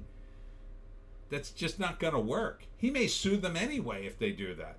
Let's say they successfully launch this Acolyte Force Witch BS, and then Lucas sues him anyway, on the basis that, well, he's got a lot of money, and what does he care? And he just says, well, they couldn't have created those characters without my characters. Like, no matter what you do, you can't completely separate Star Wars from Star Wars. I mean, you could take this downstream, but in the end, I mean, if you change the title, why'd you even pay for it? Just so you had a bunch of people with who thought they were getting Star Wars stick in? They're not gonna stick around. All the Star Wars fans are leaving in droves. It's the people you would have picked up anyway. If you just start with, I mean, imagine they just launched on Disney Plus The Acolyte. Not Star Wars, The Acolyte. What's it about? Oh, it's a bunch of lesbian space witches, and they have this thing called the Thread, and it was just like Star Wars, but it's not Star Wars. I mean, I think they'd be pretty much in the same boat. You could argue, well, without Star Wars, nobody would watch it. They bought Disney Plus. There would be ways to get them to watch it. It'd be easy for me to do it. Be easy. How do you get people to watch Force Witches? You just make them kind of cool. And in fact, without Star Wars, saddling it, without the history of Star Wars, you could have done anything you wanted. You could have made it as gay and as lesbian as you wanted. Oh no, we created babies on our own because we're we're thread witches or whatever. We're space witches. We can do that. Alex, that's what they were doing. The old characters were bought for the crossover, but the new creatives are so bankrupt for ideas that they can't keep up with the schedule to phase the old ones out. Yeah, they are creatively bankrupt. I mean, there's no other way to put it. The song that witches sing, it's so cringy. It's so bad. I mean, the power of one, the power of two, the power of many. Like, what is that? It's not even a song, you idiots. Like, at least put it in an alien language. Then it would have been cool, because you could have made all kinds of crazy syllables, and they could have been chanting that. You'd be like, oh, what are they chanting? And then the translation would be on the bottom of the screen. Then you'd be like, oh, okay, that's kind of cool. That's a lot cooler than actually hearing it in English. Hearing it in English is just like, okay, it's stupid. In English, it's originally in English. Like, if it's in an alien language, you could say, well, the words that they're saying actually mean multiple things, but this is a rough translation of it. No, you hear it in English. The power of one, the power of two, the power of many. I mean, like, and that's just straight up communism. That's all it is. Alex, movie pitch to save Star Wars. Slave Rebellion. Jabba the Hutt claims a new slave. Sydney Sweeney in a bikini. She plots a slave rebellion twist. There are many close-ups that'll take 5 movies. All right. Sounds good. Have a draft on my desk by Tuesday. We'll greenlight that. What did I see? I saw Sydney Sweeney in a new pic of her in a bikini. Man, she was looking great. She was just looking so great. Really, all the girls from the Madam Web movie are hot. They're all hot. Each one's hotter than the next. You can put them all in the movie. Make them all slaves for Jabba. You have a big slave rebellion with the hottest girls imaginable in the universe. I'll save Star Wars. I'll save all the men will come running back. And that's the other thing. You've driven out all the men. Who the hell's watching this show? The women aren't watching it. They're not watching this show. They're just not watching it. Nikki D is here. Your audio output is a little low. All right, let's see. If you play another YouTube video next to yours, I can't hear you at all. Oh, sorry. Let me see if I can adjust here. Man, I got this thing turned up all the way. I don't know why my audio is so low, but I got the microphone closer. I hope that helps. You can't see Little Joan now, maybe, but now what are you going to do? How's that? Alex Ogle, Nikki D is right, but you only need a little tweak. Is this better? Is this better? Hello. Geez, I'm projecting like crazy. I don't know why I have so many audio problems. Maybe I need a new microphone. Might be time. Don the Second is here. How you doing, Tony? How you doing, Don the Second? How you doing? Everybody's coming in now. Jeez, I was by myself for a half hour. You missed the entire box office. Spoiler, Inside Out 2. It's doing well.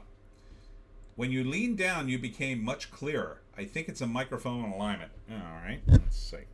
Oh, maybe it is. Maybe I got it on the... how's that? Is that better? It's like pointing right at me now. All right.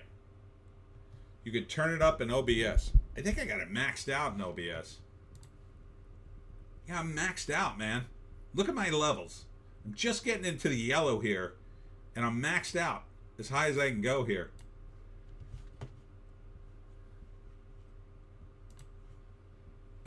Nikki D, fix it next video. It's probably slid, and it's probably slider in your OBS somewhere. Nah, I'll try.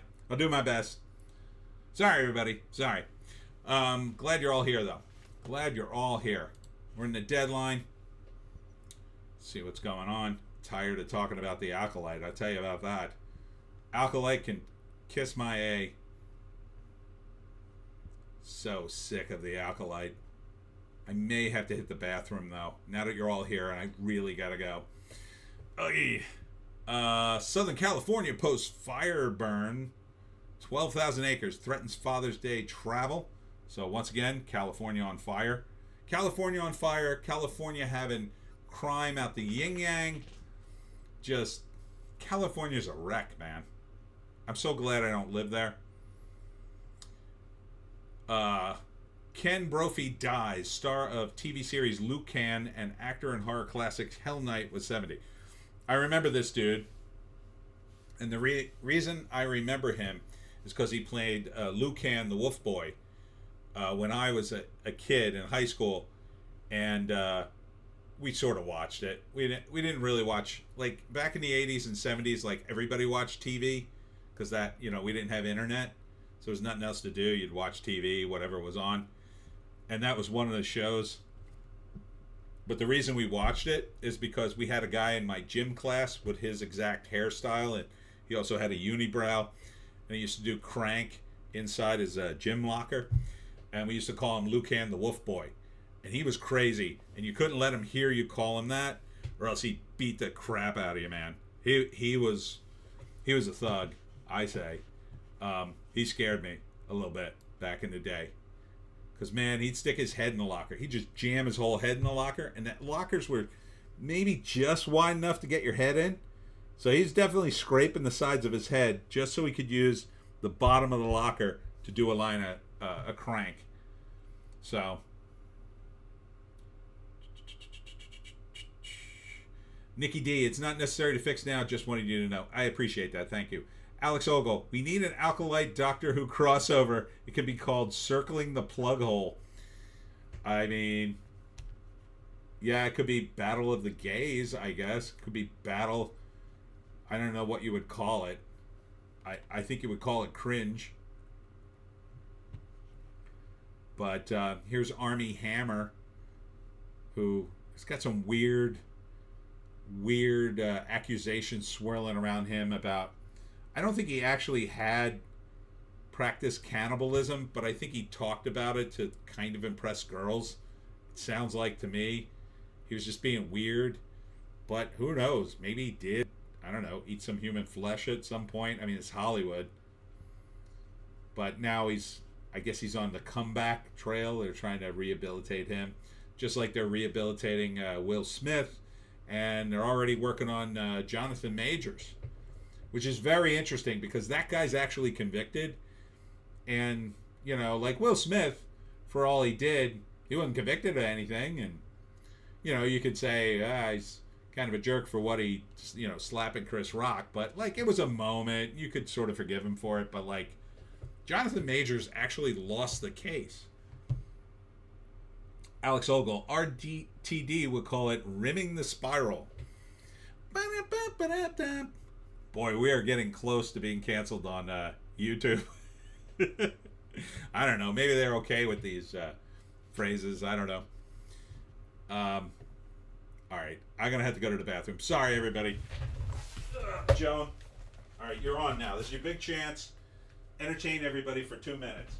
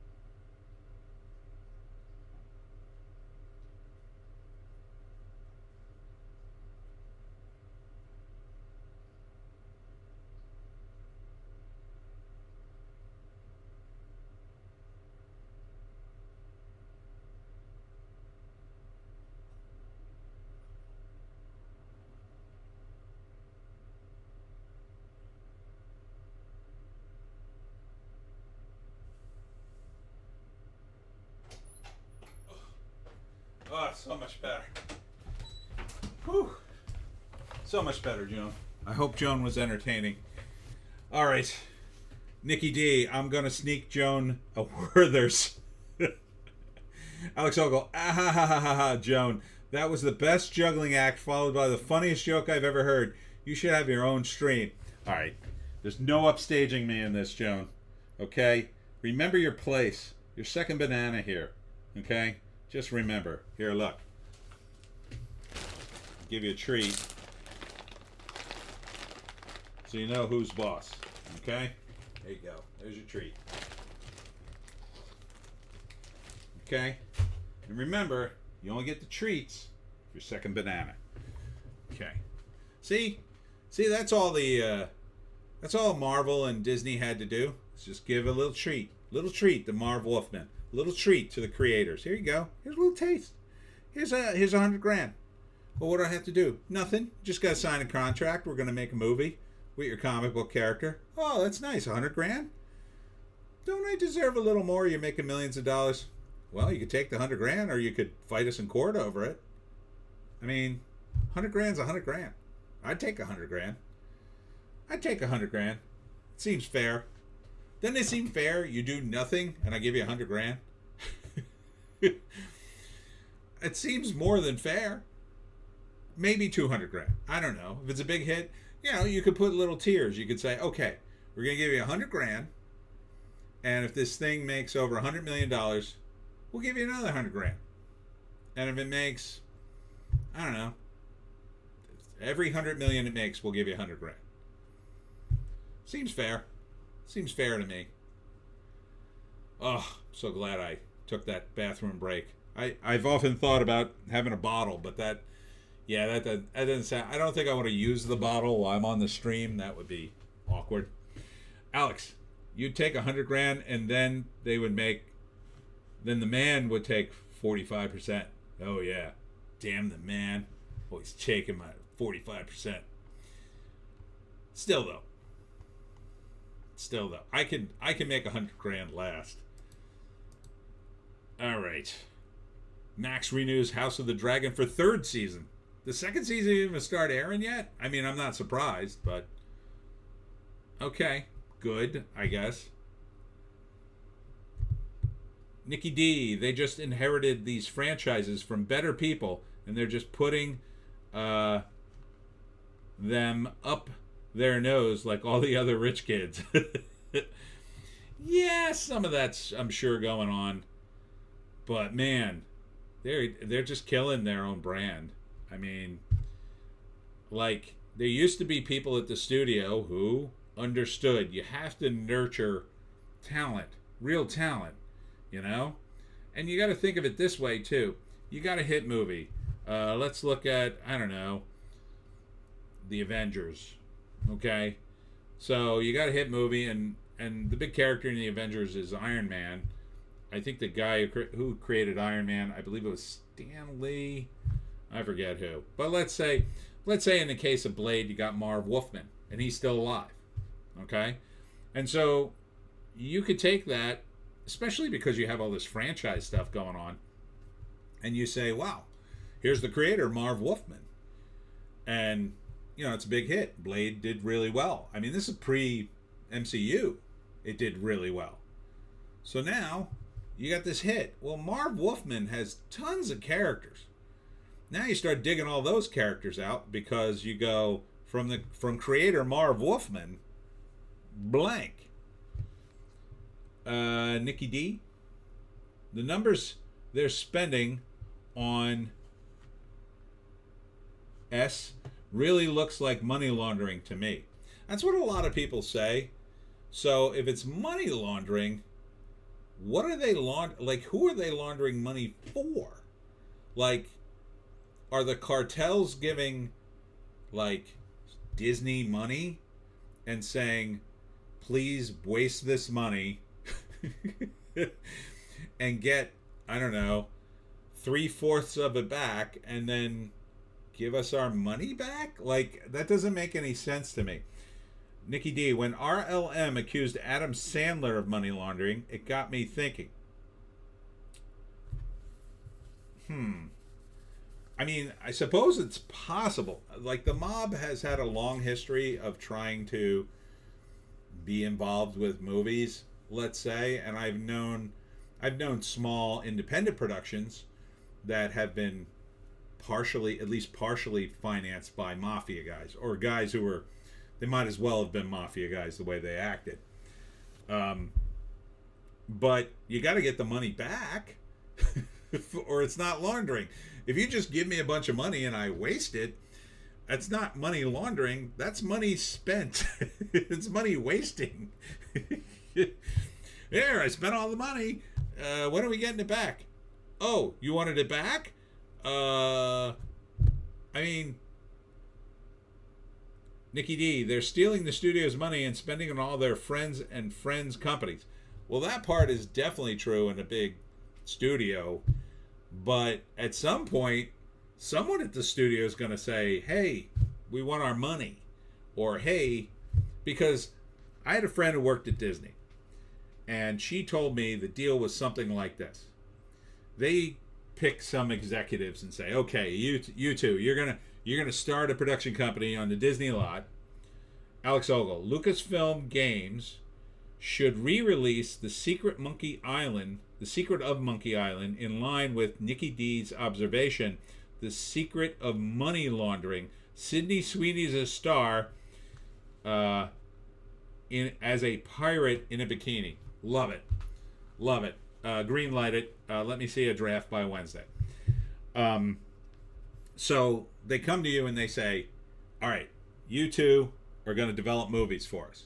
So we're going to put you in an office on the lot, and we're going to give you a budget. We're going to pay you, right? So my friend got paid.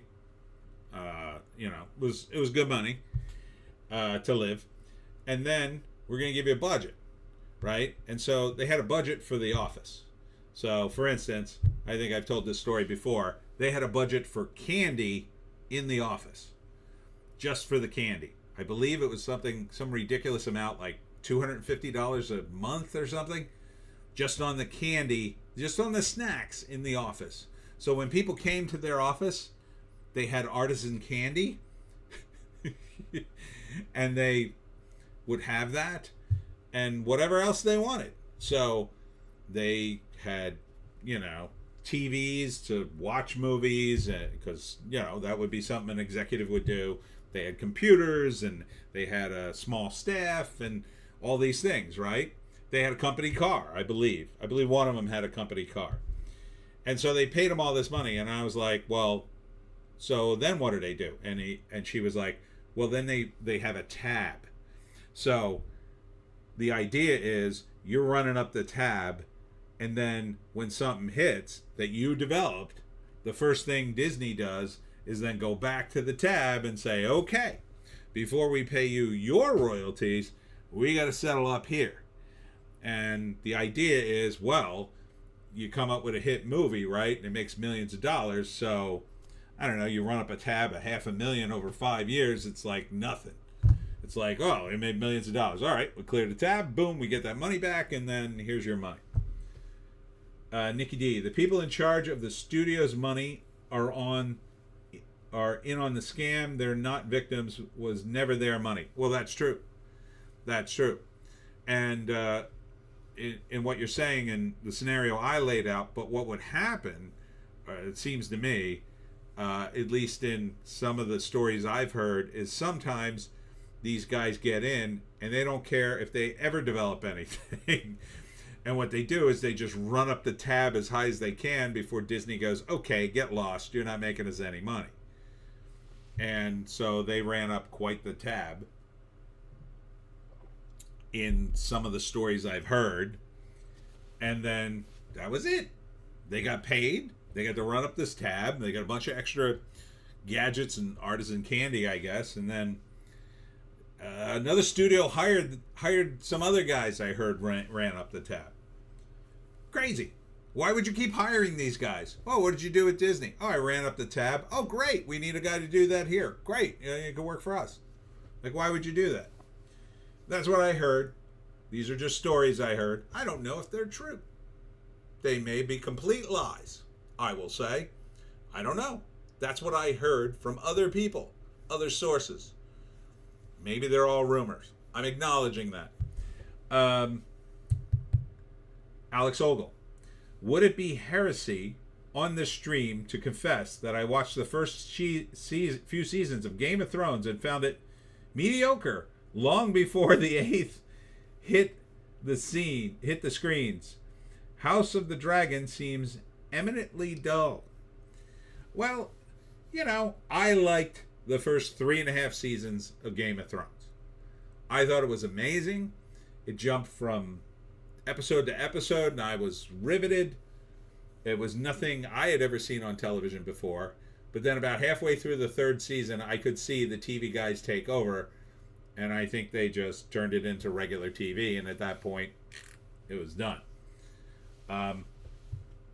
So that's my opinion on it. And the payoffs were very lackluster for a show that built up the potential for a major, major payoff. Again, my ending for Game of Thrones is this. I'll tell you my ending. I love telling this because I think it's a good pitch. So, in the final episode, Cersei wins. Everybody dies except her, and they're all undead now. They're all zombies, and she's up in the tower there, and she's won. She killed everybody, but literally killed everybody. Like, everybody in the kingdom is dead. And now she's stuck in the tower, ruling over a dead kingdom. She can't leave because there's nobody to defend her anymore. The zombies are roaming the city. She'll never leave the city. And it's this Pyrrhic victory. And that's the end of the series. I think it would have been awesome myself. And I think that would have been the way to end a show like Game of Thrones. And then you could have done a completely different series later that takes place hundreds of years later, where you try to get, through all the undead to, get the treasure at Cersei's castle or whatever. That's me, Dungeons and Dragons guy, thinking. But they didn't do that. And it was great, 3.5 seasons, but if you're going to ruin that, then what was the point? Like, if I had known going into it, oh, they ruined this about 3.5 seasons in, I would have said, oh, okay, I'm not going to waste my time. Nikki D, that's a little bleak. What would have been cool is if there was a real cool battle with the White Walkers. That could have been cool too. I mean, if you wanted to end it the happy way, but Cersei became the new Ice Queen in the end credit. Ooh, that's a good pitch. I like that. The happy way to end it would have been to have Jon Snow slay the dragon in an epic battle. That would have been badass. But they denied him that. Like, Jon Snow basically kills them all. He kills the dragon. He kills the White Walker. everybody dies, and then Jon Snow is like king. Like, that should have been the ending. That would have been the ending 10 years ago, I say. Even 10 years ago. Alex Ogle, at the very least, they would have had ended it ambiguously like The Sopranos. Ooh, I hated that ending. I bailed on The Sopranos. That was another, once the actress died who played his mother, I thought the show, it didn't survive that for me. I thought the key relationship in The Sopranos was Tony and his mother. And once that relationship was severed because the actress died, they should have recast her if they wanted to keep the show the way it was. But I understand you work with somebody and they pass on, you feel bad for them and you don't want to, But Nikki D, I can see Ice Queen Cersei right now. Horrifying. Yeah, that would have been pretty cool if they could have pulled that off.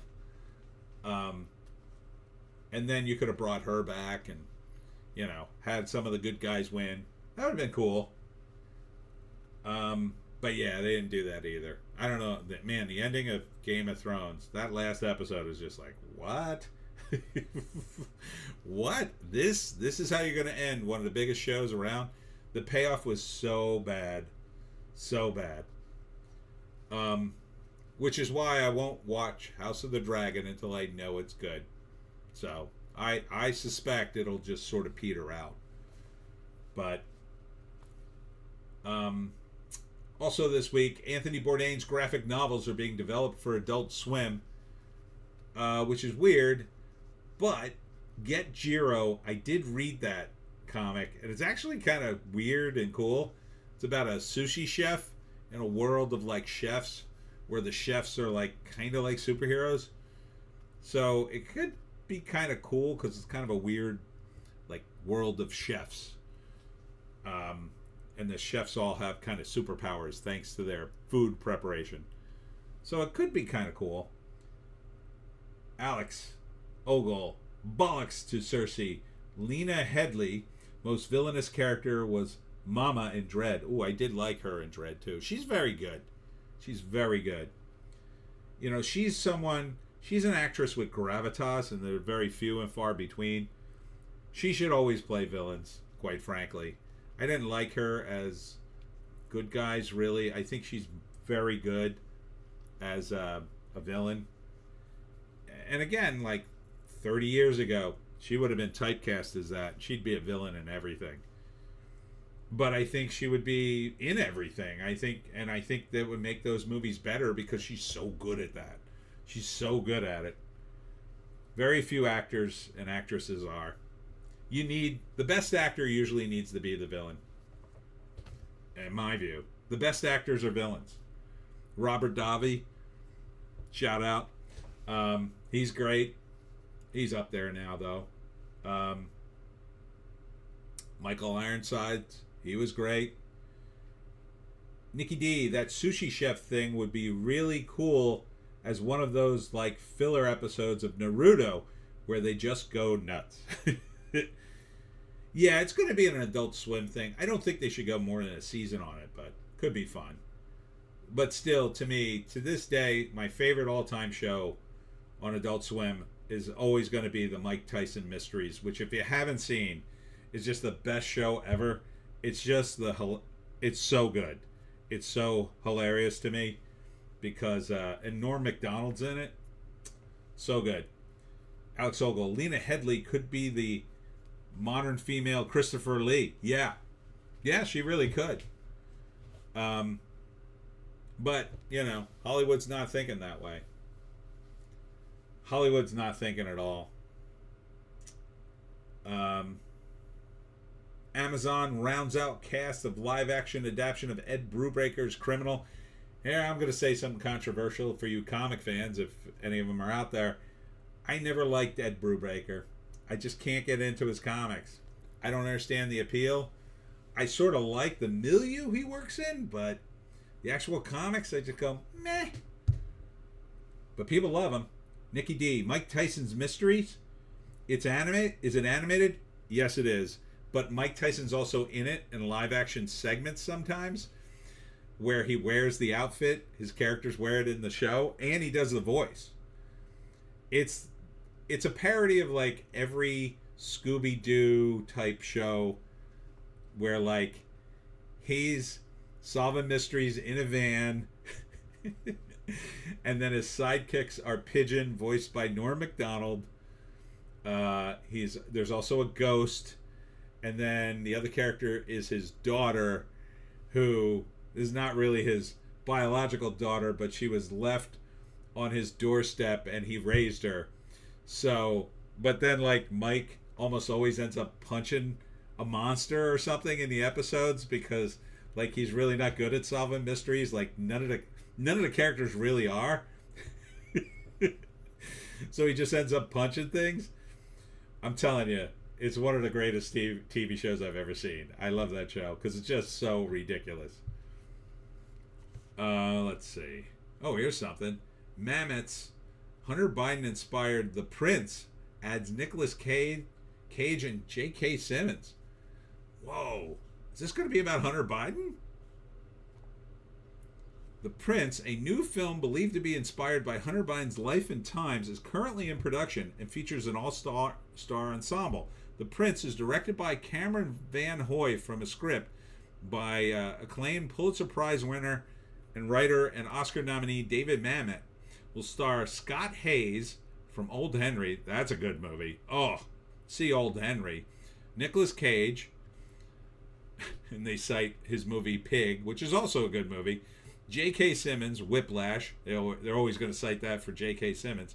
Although he just did a movie where he's a serial killer or something. It was very weird for him. Giancarlo Esposito, Breaking Bad. Andy Garcia, Ocean's 11, rounding out the cast. Okay. That sounds kind of cool. So it's not really Hunter Biden, but it's inspired. Nikki D, I'll be right back. We'll be right back with Nikki D. All right. And for those of you interested in comics, I'm not going to get into this, but they've been doing op-eds for a few weeks now on Bleeding Fool, Lies and Distortion in the Business of the Comic Book's Final Thoughts. So this has been like, I think 5 or 6 parts if you're interested. Nikki D, Cage, Biden, what the F timeline am I living in? Sounds awesome. Yeah, I don't think it's directly Biden and Hunter, but it's going to be like, kind of like that. It's going to be inspired. Alex Ogle, perhaps the Hunter film could be linked to The Prince by Machiavelli. That's what I immediately thought when I read it. Yeah. But, gosh, it's been forever since I read that book. Yeah, I can't remember it. But that makes sense. Did anyone see the Breitbart did a movie directed by Robert Davi about Hunter Biden, which was pretty good. I thought it was pretty good. What's his name? Lawrence, I can't think of his last name. He's an English actor, played Hunter, and he was great in it, I thought. Here, Jerry Bruckheimer provides sobering update on Top Gun 3 progress. So they're definitely doing that. Oh, and here we go. Hollywood to honor convicted MCU star Jonathan Majors. So they're giving him awards now, I guess, as an attempt to rehabilitate his reputation. It's so odd to me. Like, look, we all don't like people who have done, let's say, bad things, especially in the Me Too era. But this seems so hypocritical, right? You've had guys who have been Me Too'd out of the business, and they've been convicted of nothing.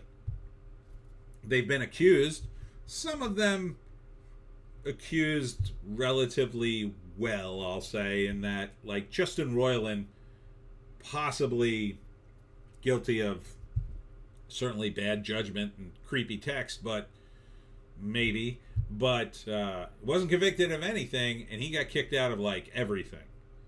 And you could argue like, well, he brought shame on the business and those projects, which would have killed them anyway. But There's like no metric, right? He wasn't convicted of anything, and they took everything away from him, it seems. Jonathan Majors was convicted. Now, they took some stuff away from him, but it seems a little soon to bring him back if he was convicted of actually doing something. Like Chris Noth, who was convicted of nothing, I believe. He was accused by one of his ex-girlfriends of, I don't know, doing something. And seems to me that seems unfair to kick him off a show and kill off his character. But, it's another day in Hollywoke, I guess. Nikki D, I had to cancel my subscription. Are you still doing any Lotus Eaters? No, I had to cancel mine too, just because money's tight. And I want to get back on. I'm thinking I might do July, but I want to make sure. The problem is now, not just the money, although that's an issue. The problem is I have to make time to do the videos. And the videos I want to do for the next round of videos on the Lotus Eaters require probably more than the previous two incarnations of the videos, I'll say, without giving it away, of the subject matter. And plus I got to do the research, and it just takes time. I don't know if I have the time to do them, and I don't want to miss a day.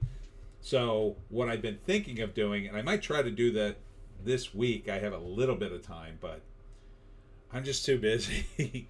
I really would love to do it. I was able to do the first couple of times because I could just rattle off Jersey Devil stuff and South Jersey lore off the top of my head.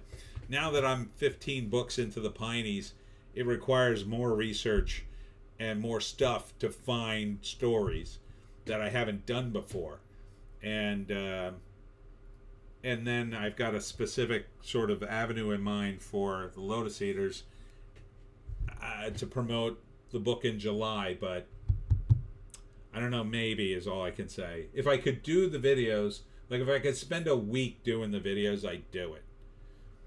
But I'm going to try. I might try to do it this week. I got about 3 days. I might have the time to do it. If I can get back in the mode, get about 2 weeks ahead, and then get my subscription and then start posting them, that might work. Alex Ogle, Callum is no longer with them, so address your points to the team in general. Yes, I knew that. I tune in every once in a while, and the one time I tuned in was like Callum's last episode or something.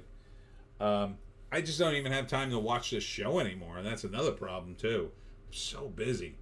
But it's a good kind of busy. I'm not complaining. It's just I miss it, and I hope the guys are doing well. I think now that Farage is running, I think there's hope. Seems like I follow a lot of the guys on Twitter, and the hope seems to have, for a while, Carl seemed kind of bummed out about the state of politics in the UK, but now that Farage is back in the game, I think the whole thing's changed.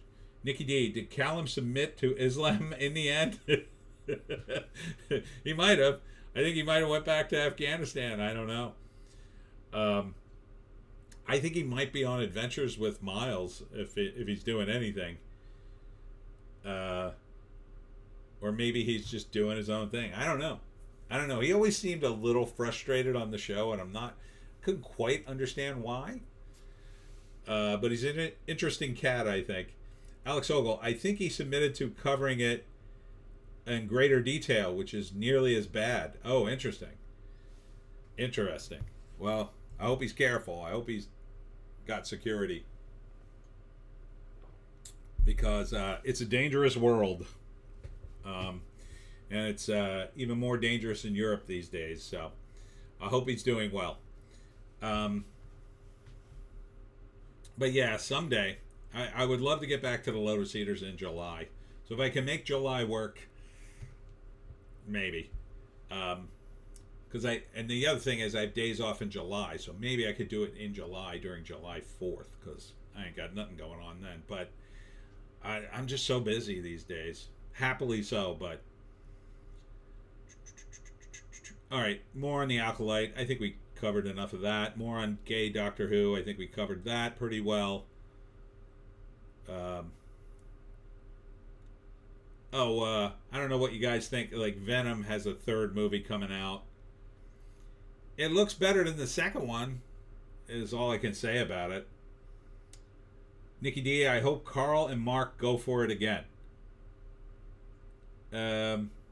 Alex Ogle, yes, let's affirm our will to stay alive by freely stating free Palestine.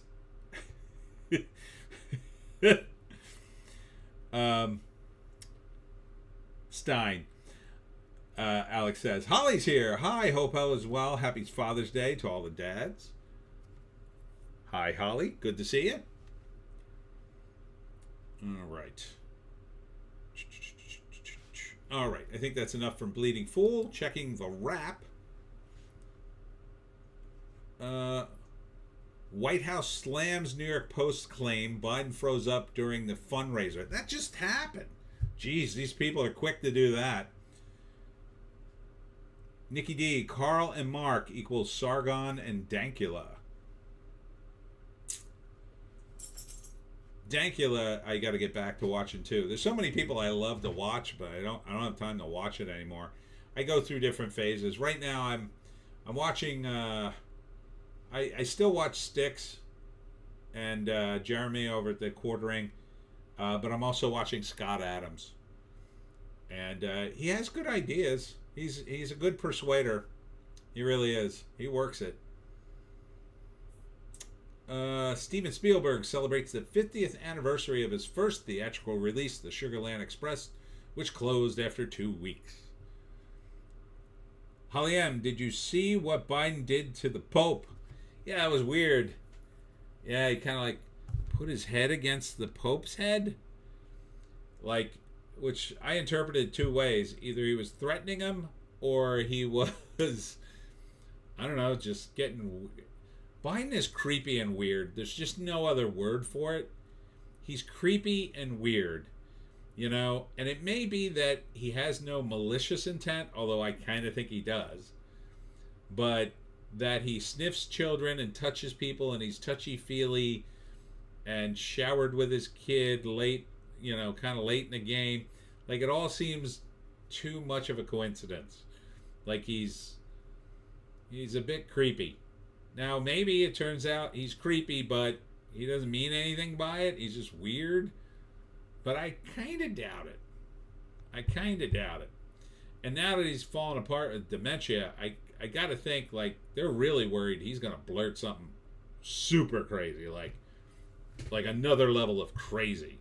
Like, something so crazy that the people who spin him all the time won't even be able to spin it away. You know, like, he's just going to poop himself on camera and reach down his pants, grab the poop, smear it all over his face, and then the best part about that will be MSNBC trying to explain it. Well, see, what Biden really did was, now I've heard rumors there was a chocolate bar in his back pocket, and that's probably what he was going for, and then realizing that this was an inappropriate time, just some sort of weird cope that nobody will believe.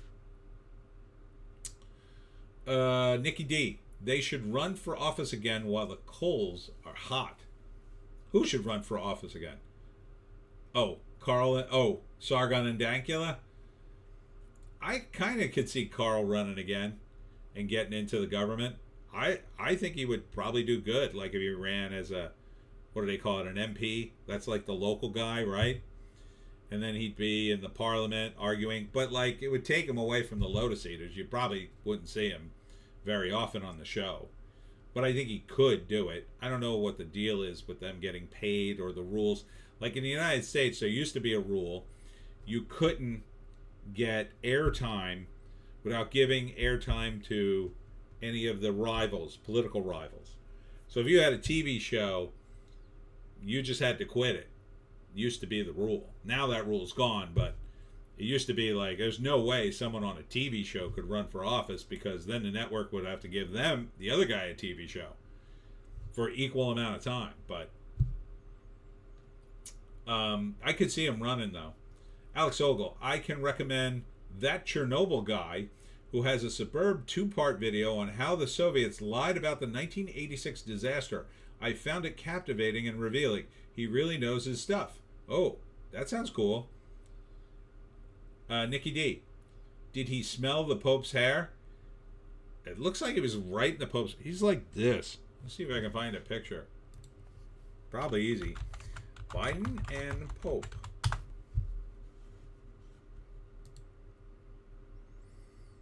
Yeah, here it is.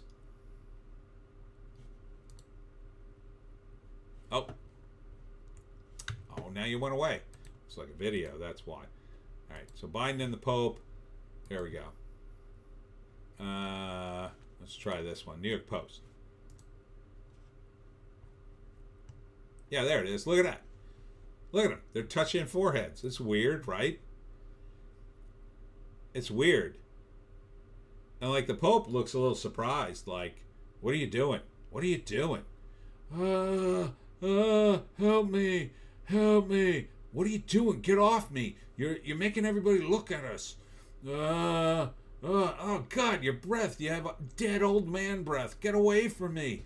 You're old too. You're old too. I know I'm old. I'm the Pope. You should be sitting down like me. You should be in a wheelchair, you crazy old fart. Get away from me. That's my little play. That's my little play there. It was called Biden Meets the Pope.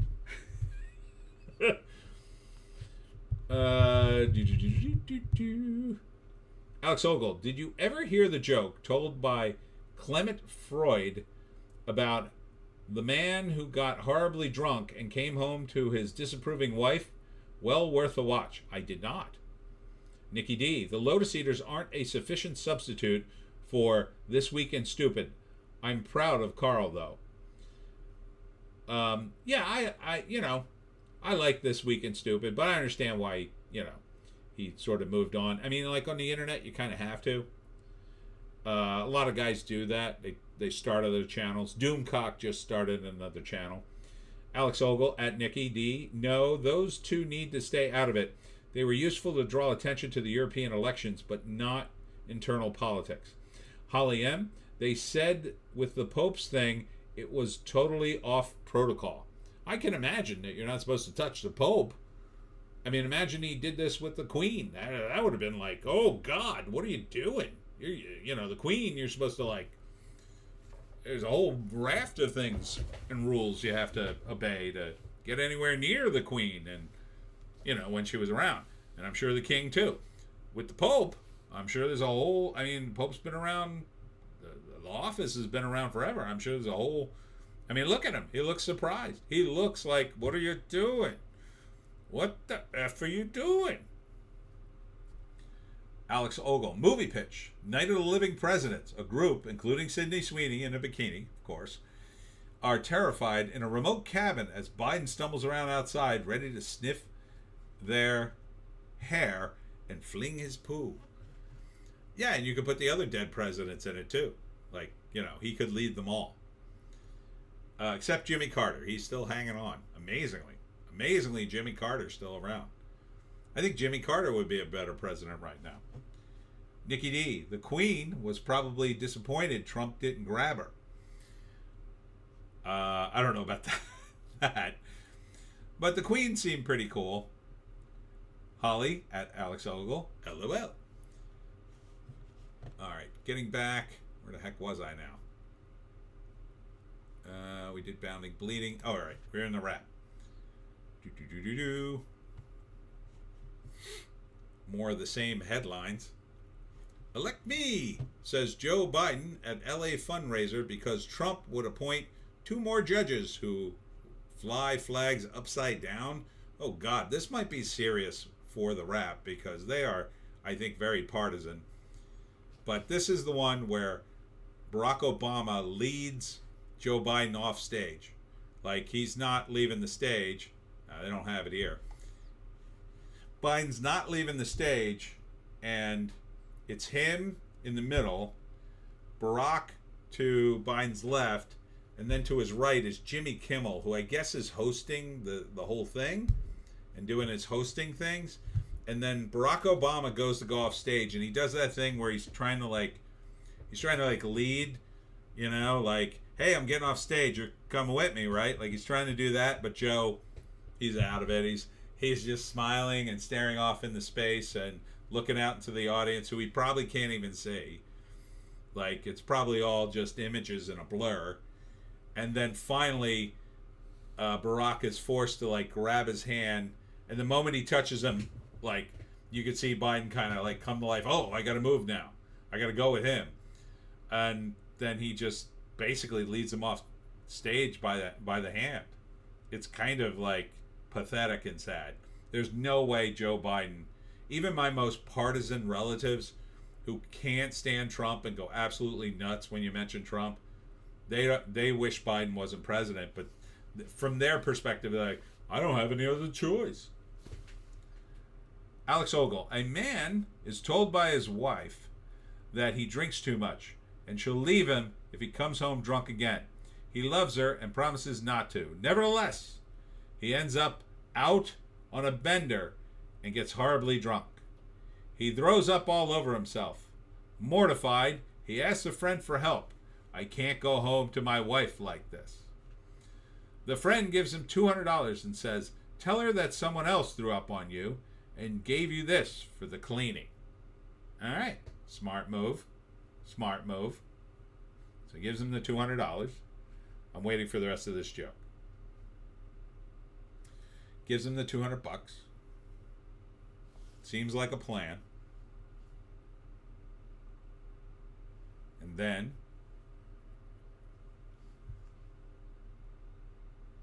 that can't be the whole joke, right? There's more to the joke, I'm guessing. The wife then comes home and is livid and is walking out. You promised you wouldn't drink. And she is livid, man. She's walking out.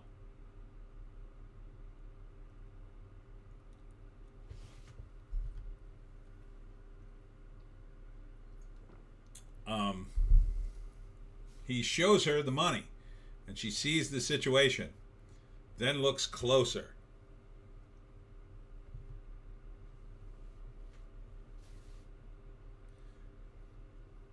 I should have waited to read this. I'm ruining the joke. Shows her the money, and she sees the situation. Then she looks closer.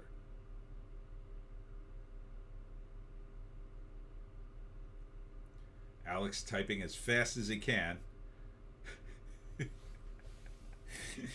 Alex with his phone. She sees he has $300. Oh, why the extra money?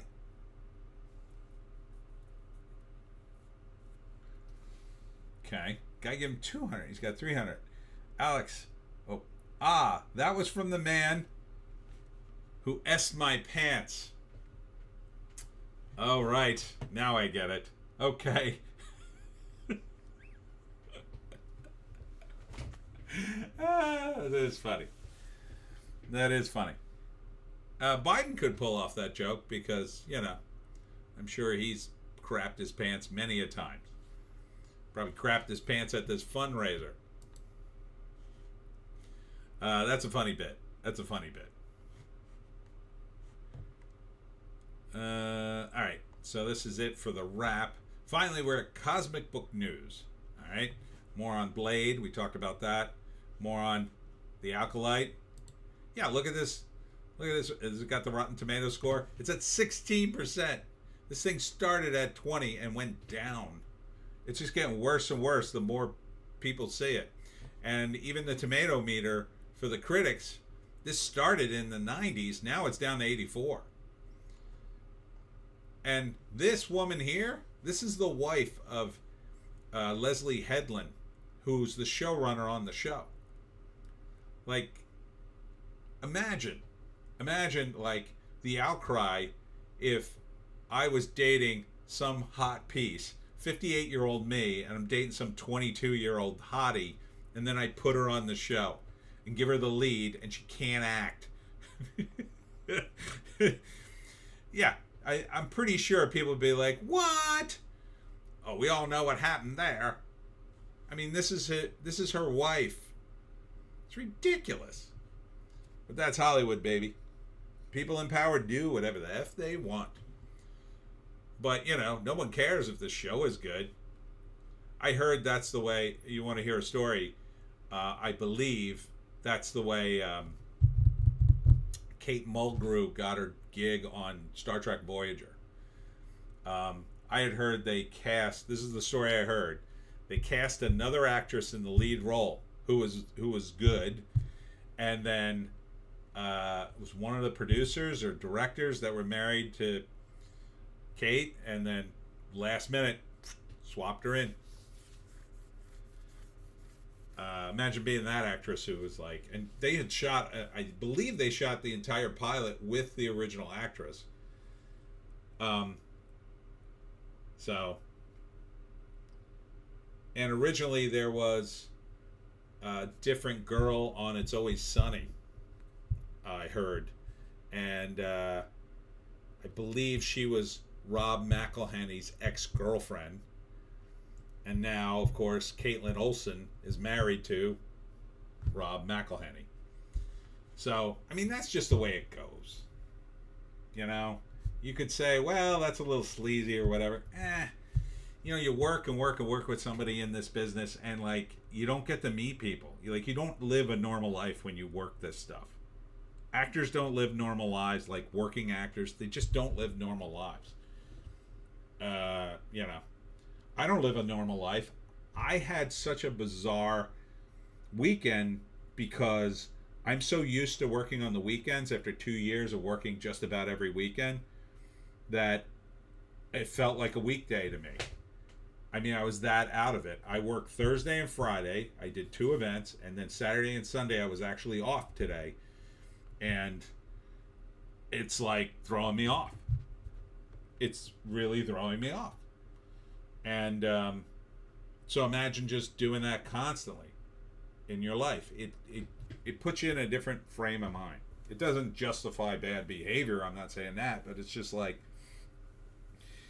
if you're someone who works 9 to 5, and I did used to do that, and then you've always done that. You do that for 30 years. You understand that life, and you have fun on the weekends, but the weekdays normally you work. But creative people tend not to have those kinds of schedules. And, like, one of my favorite things to do is to run my errands on a Tuesday in the middle of the afternoon. It really is a joy to me because everybody's at work. The post office is empty. The supermarket's empty. The bank is empty. Everything's empty. And I run all my errands in about 2 hours. And I have, like, the best day for running errands. But then, like, once in a while, I have to do one of those errands on a weekend, and I hate it. Because then I get to the bank, or I get to the post office, or I get to the supermarket, and I'm like, all these effing people are here. And then I realize, damn it, that's when they run their errands. I'm running it on the wrong day. It's just different. So that's part of the reason just people in this business are different. Their brains are, you do acting for, like, I don't know, 10, 20 years, your brain's going to be wired differently. You're not, you take off whenever you want, whenever you can afford it, and if you make a few mil and you're good to go because you've got $2 million in the bank and you live in a modest apartment in LA and you go to auditions, and then whenever you want, you just take a couple weeks off because you don't have a regular job, or you work a movie, right? You do a movie for 3 months, you get paid a big wad of money, you go on vacation right afterwards. Okay, I just worked, I got all this money now I'm going to go on vacation and relax, recharge. It's like different than living your life like 9 to 5 and then you work 5 days and then you get the weekend off. Like, no, you're working on the movie. Like, that 3 months you're on the movie. Like, you're not doing stuff on the weekends necessarily. Oh man, everybody calls me in a live stream.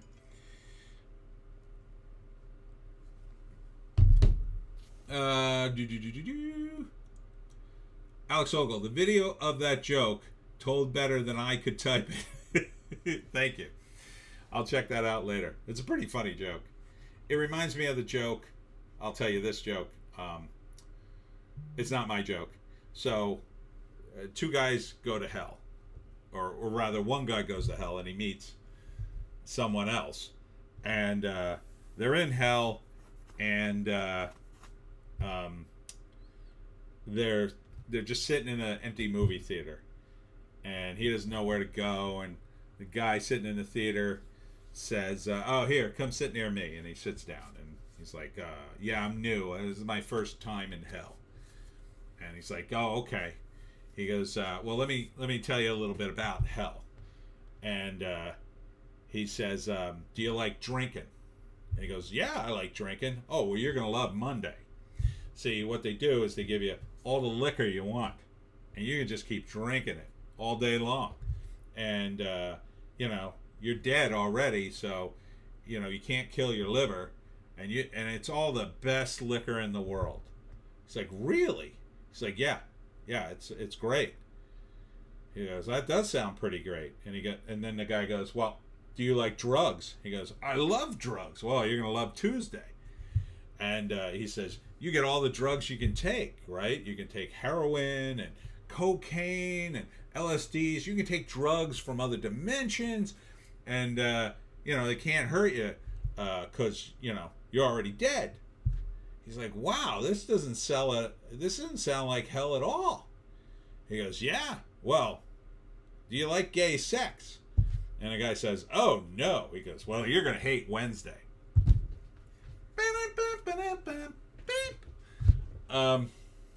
Get it? It's weird telling a joke with no laughs in the room. It's odd. So yeah, looking at this. Oh, Deadpool and Wolverine. All right. Now this one I believe. I believe this movie's going to do $200 million on its opening weekend. I mean, how could it not? How could it not? Everybody loves Hugh Jackman as Wolverine. Everybody loves him in this character. Just no getting around it. He looks just like the character. He's a decent actor. How can you not like him? Ryan Reynolds finally has his. Here's the thing about Ryan Reynolds. He started out in Van Wilder, and everybody loved him in that role, and then they put him in handsome man roles for the next, 10, 15 years. They just kept putting him in leading man roles in romantic comedies and all these movies, and I was just like, what happened to Van Wilder? Why don't you put this guy in a damn comedy? And for years, they just wouldn't do it. They just kept putting him in everything else. And then finally, they put him in Deadpool. And they even put him in Deadpool when Deadpool sucked, right? They put him in that Wolverine movie that made no sense, that introduced Deadpool, which they're going to fix in this movie, by the way. And he didn't get to do anything. He didn't get to do any of the Deadpool stuff. He didn't get to do a single joke in that Wolverine movie that he appears in, I don't think.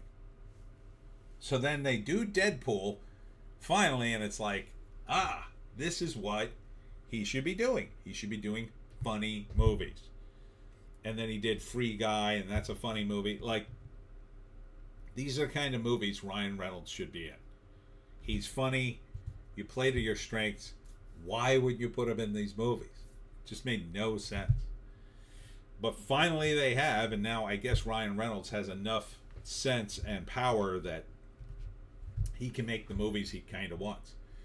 Now I'm sure everybody at Marvel is crapping their pants because they're worried that his comedy's somehow going to piss somebody off, but I don't see why. I don't see why you would worry about that. Even if he gets slammed by the idiots online, you could always say, oh, it's just, that was in the comic, or, that's no big deal because of X, Y, and Z, right? He's great in this role. So, and you're coming off of 2 movies that were pretty good, Deadpool 1 and 2, and you're coming off all the Hugh Jackman stuff, which I would say, some of the early stuff was hit or miss, but certainly the later stuff seemed to work out. And people just love him as Wolverine. And, kind of some of the other movies. He did okay in a few other movies. I wish Variety still had the box office meter for celebrities. They used to have this thing. They would have a meter, and it would chart it would chart a celebrity's box office in terms of their hits. And they would say, okay, here's the first movie that was a hit, and then here's all his next movies, and this is how much they made. But maybe some site will do it again. But yeah, I think this is going to be pretty big. I agree with this. I would be shocked if it was less than 200 million.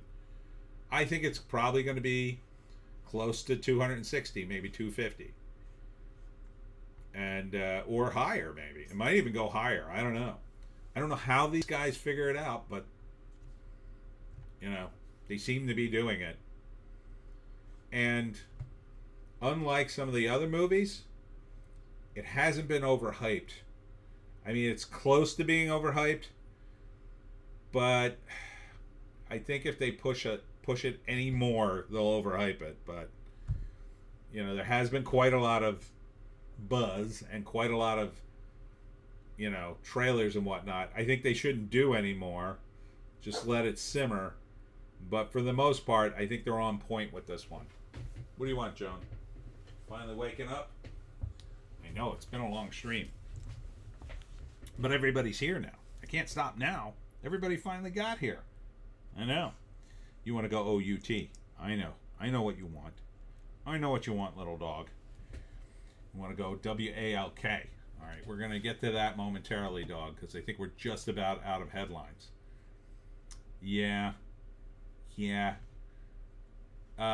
Here's another article about how diversity isn't working with the female fans, which we talked about today. Yeah, women just aren't watching this stuff. They're making it for women, and then women don't watch it, and it's mostly men watching the damn shows and movies. I don't know who these men are, quite frankly. I think they're desperate. I think they're kind of like hanging in there, hanging by their fingernails, going, no, this will be good. It's kind of good. It kind of speaks to the simplifying of the male audience, I think. But I think a lot of people are just checked out. A lot of people I know are just completely checked out. They're checked out of comics. Like the old fans, they are out. They are out of this stuff. They're buying the old comics. They're not buying the new comics, though. All right, Joan. Let me put you on the ground because you're very squirmy. Go get a drink. We're going to go out soon. So until these guys decide, yeah, we got to go back to our audience, forget it. Here's Dwayne Johnson signing a big first look deal with Disney. Includes plans to develop theatrical and streaming projects and more. How many good movies have... That's a guy I'd love to see his box office meter. Like, how many good movies has this guy been in, really? Can you name 3 good movies he's been in? 3? I like the one with the muscle car. I forget what that one was called. And I like Pain and Gain. He's not even the main character in that one. Pretty much everything else, not interested. So, I don't know why they keep pouring money on The Rock, but they do. I wonder if they do have somewhere box office of Dwayne Johnson. Maybe some site has it. Dwayne Johnson box office by the numbers. Oh, maybe they do. Okay. All right. So there's a little bit of just his numbers here. They don't really break it down by movie, though. So as a leading actor, he's been in 29 movies. His domestic box office is $1.9 billion. His international box office is $3.1 billion. And his worldwide is 5.1 billion. Interesting. I'd like to see it broken down by movies, but here's the career trend. So it starts him off in 2001, gets to 2004. So he's up and down, up and down. Then in 2013, he peaks, kind of up and down, goes way down here in 2016, and then shoots way up here in 2019. That's got to be Shazam, I guess. Right? Came out in 2019, Shazam, and then look. Whoop.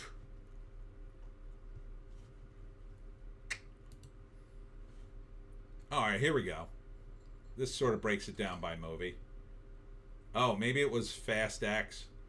Is he considered a lead in that? That's 2023. So 2019 would have been the big movie.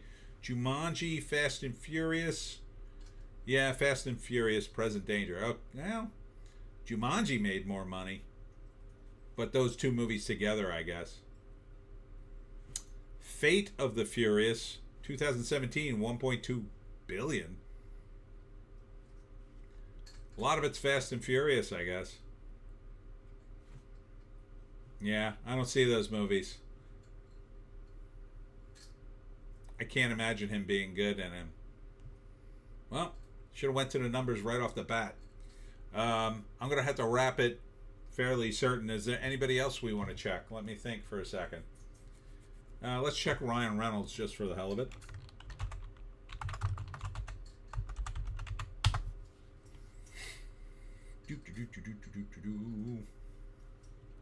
Okay. Ryan Reynolds. Leading 32 movies. About the same, 3.1. No, wait. No, The Rock is more. Rock was 5. He's 3.1 billion. So, oh man, 2015, not much going on there. 2018 sort of peaks there.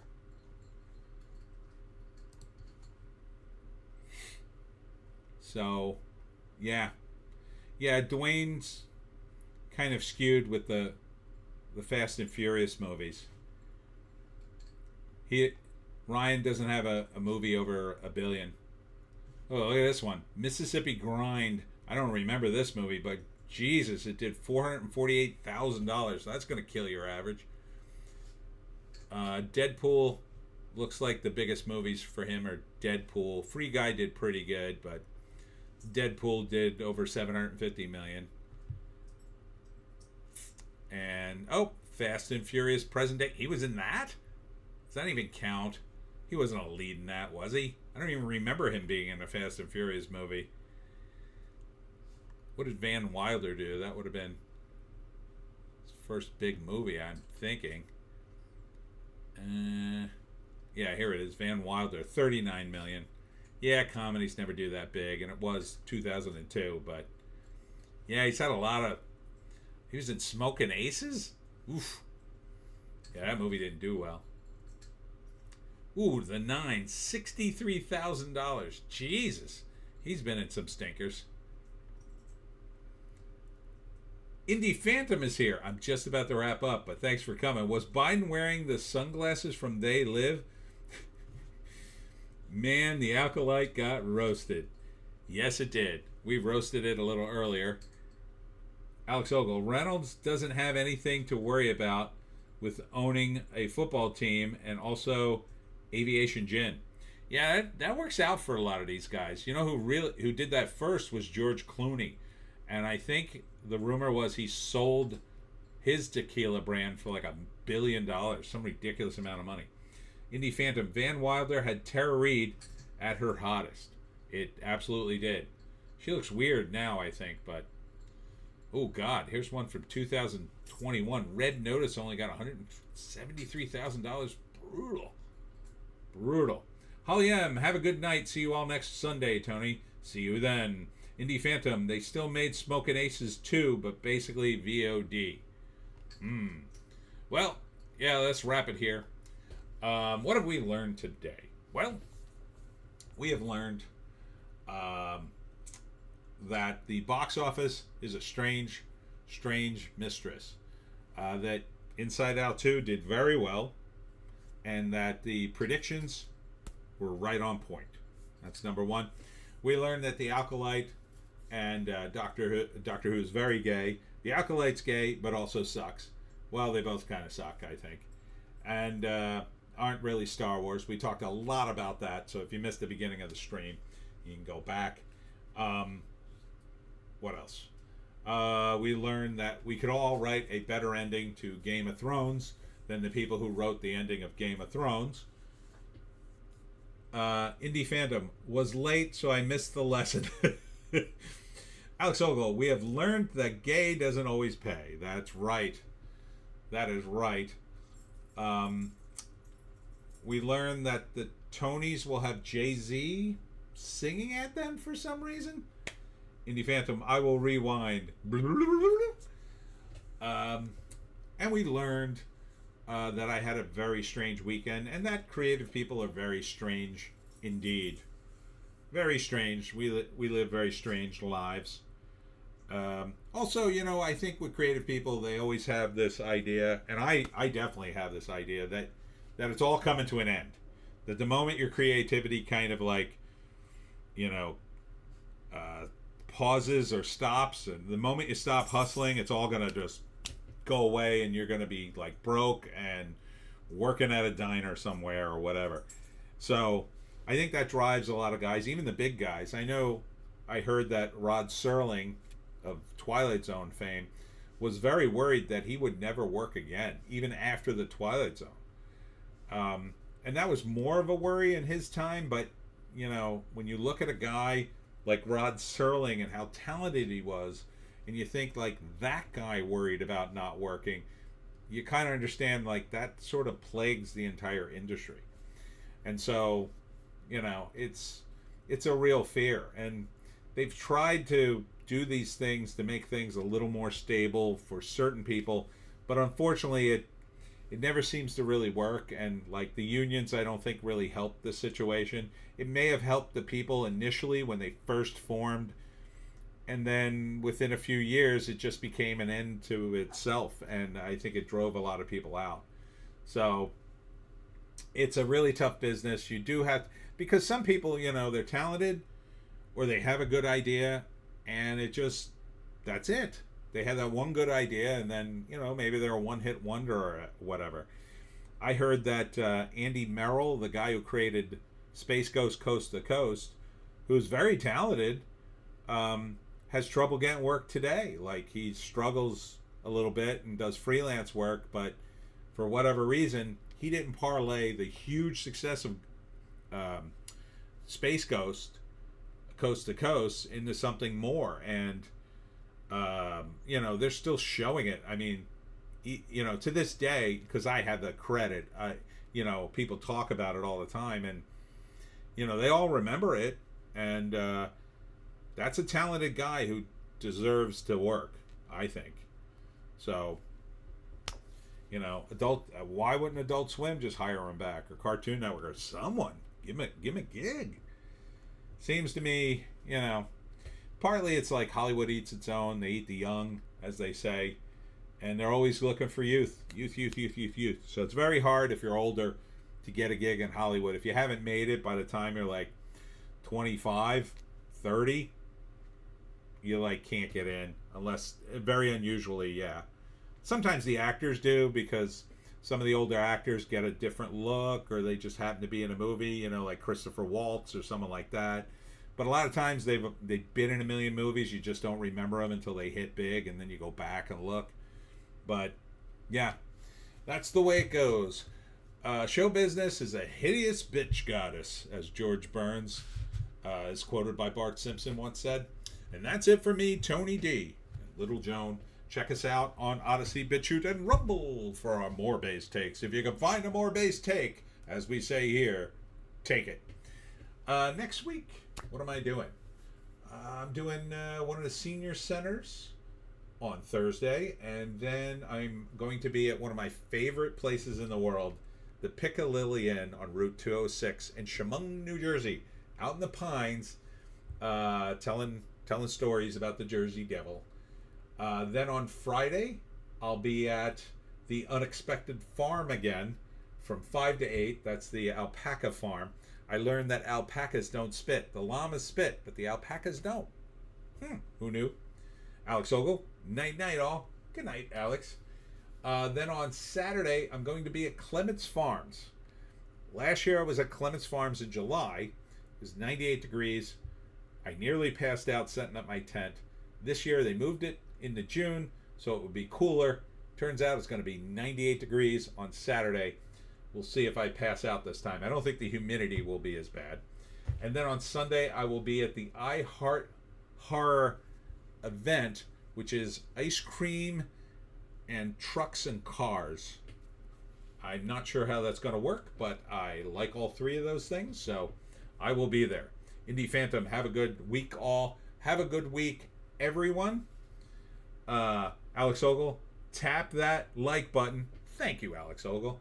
Tap that like button and do all the things that you can and spread the word. And next week might be a little late. Might have to do the stream later. Yeah, in fact, it's going to be very late. I might have to do the stream on Saturday. I might have to do the stream early. Oh boy, I'm going to have to figure that out because I think that event is 4 to 9 on Sunday. Oh boy, how am I going to do a stream? I might have to do that one very early. So we might have an uncharacteristic early stream, lunch stream. Yeah, might have to do a lunch stream next Sunday. Oh boy, so look for that. All right, thanks for tuning in. We'll see you in the next one.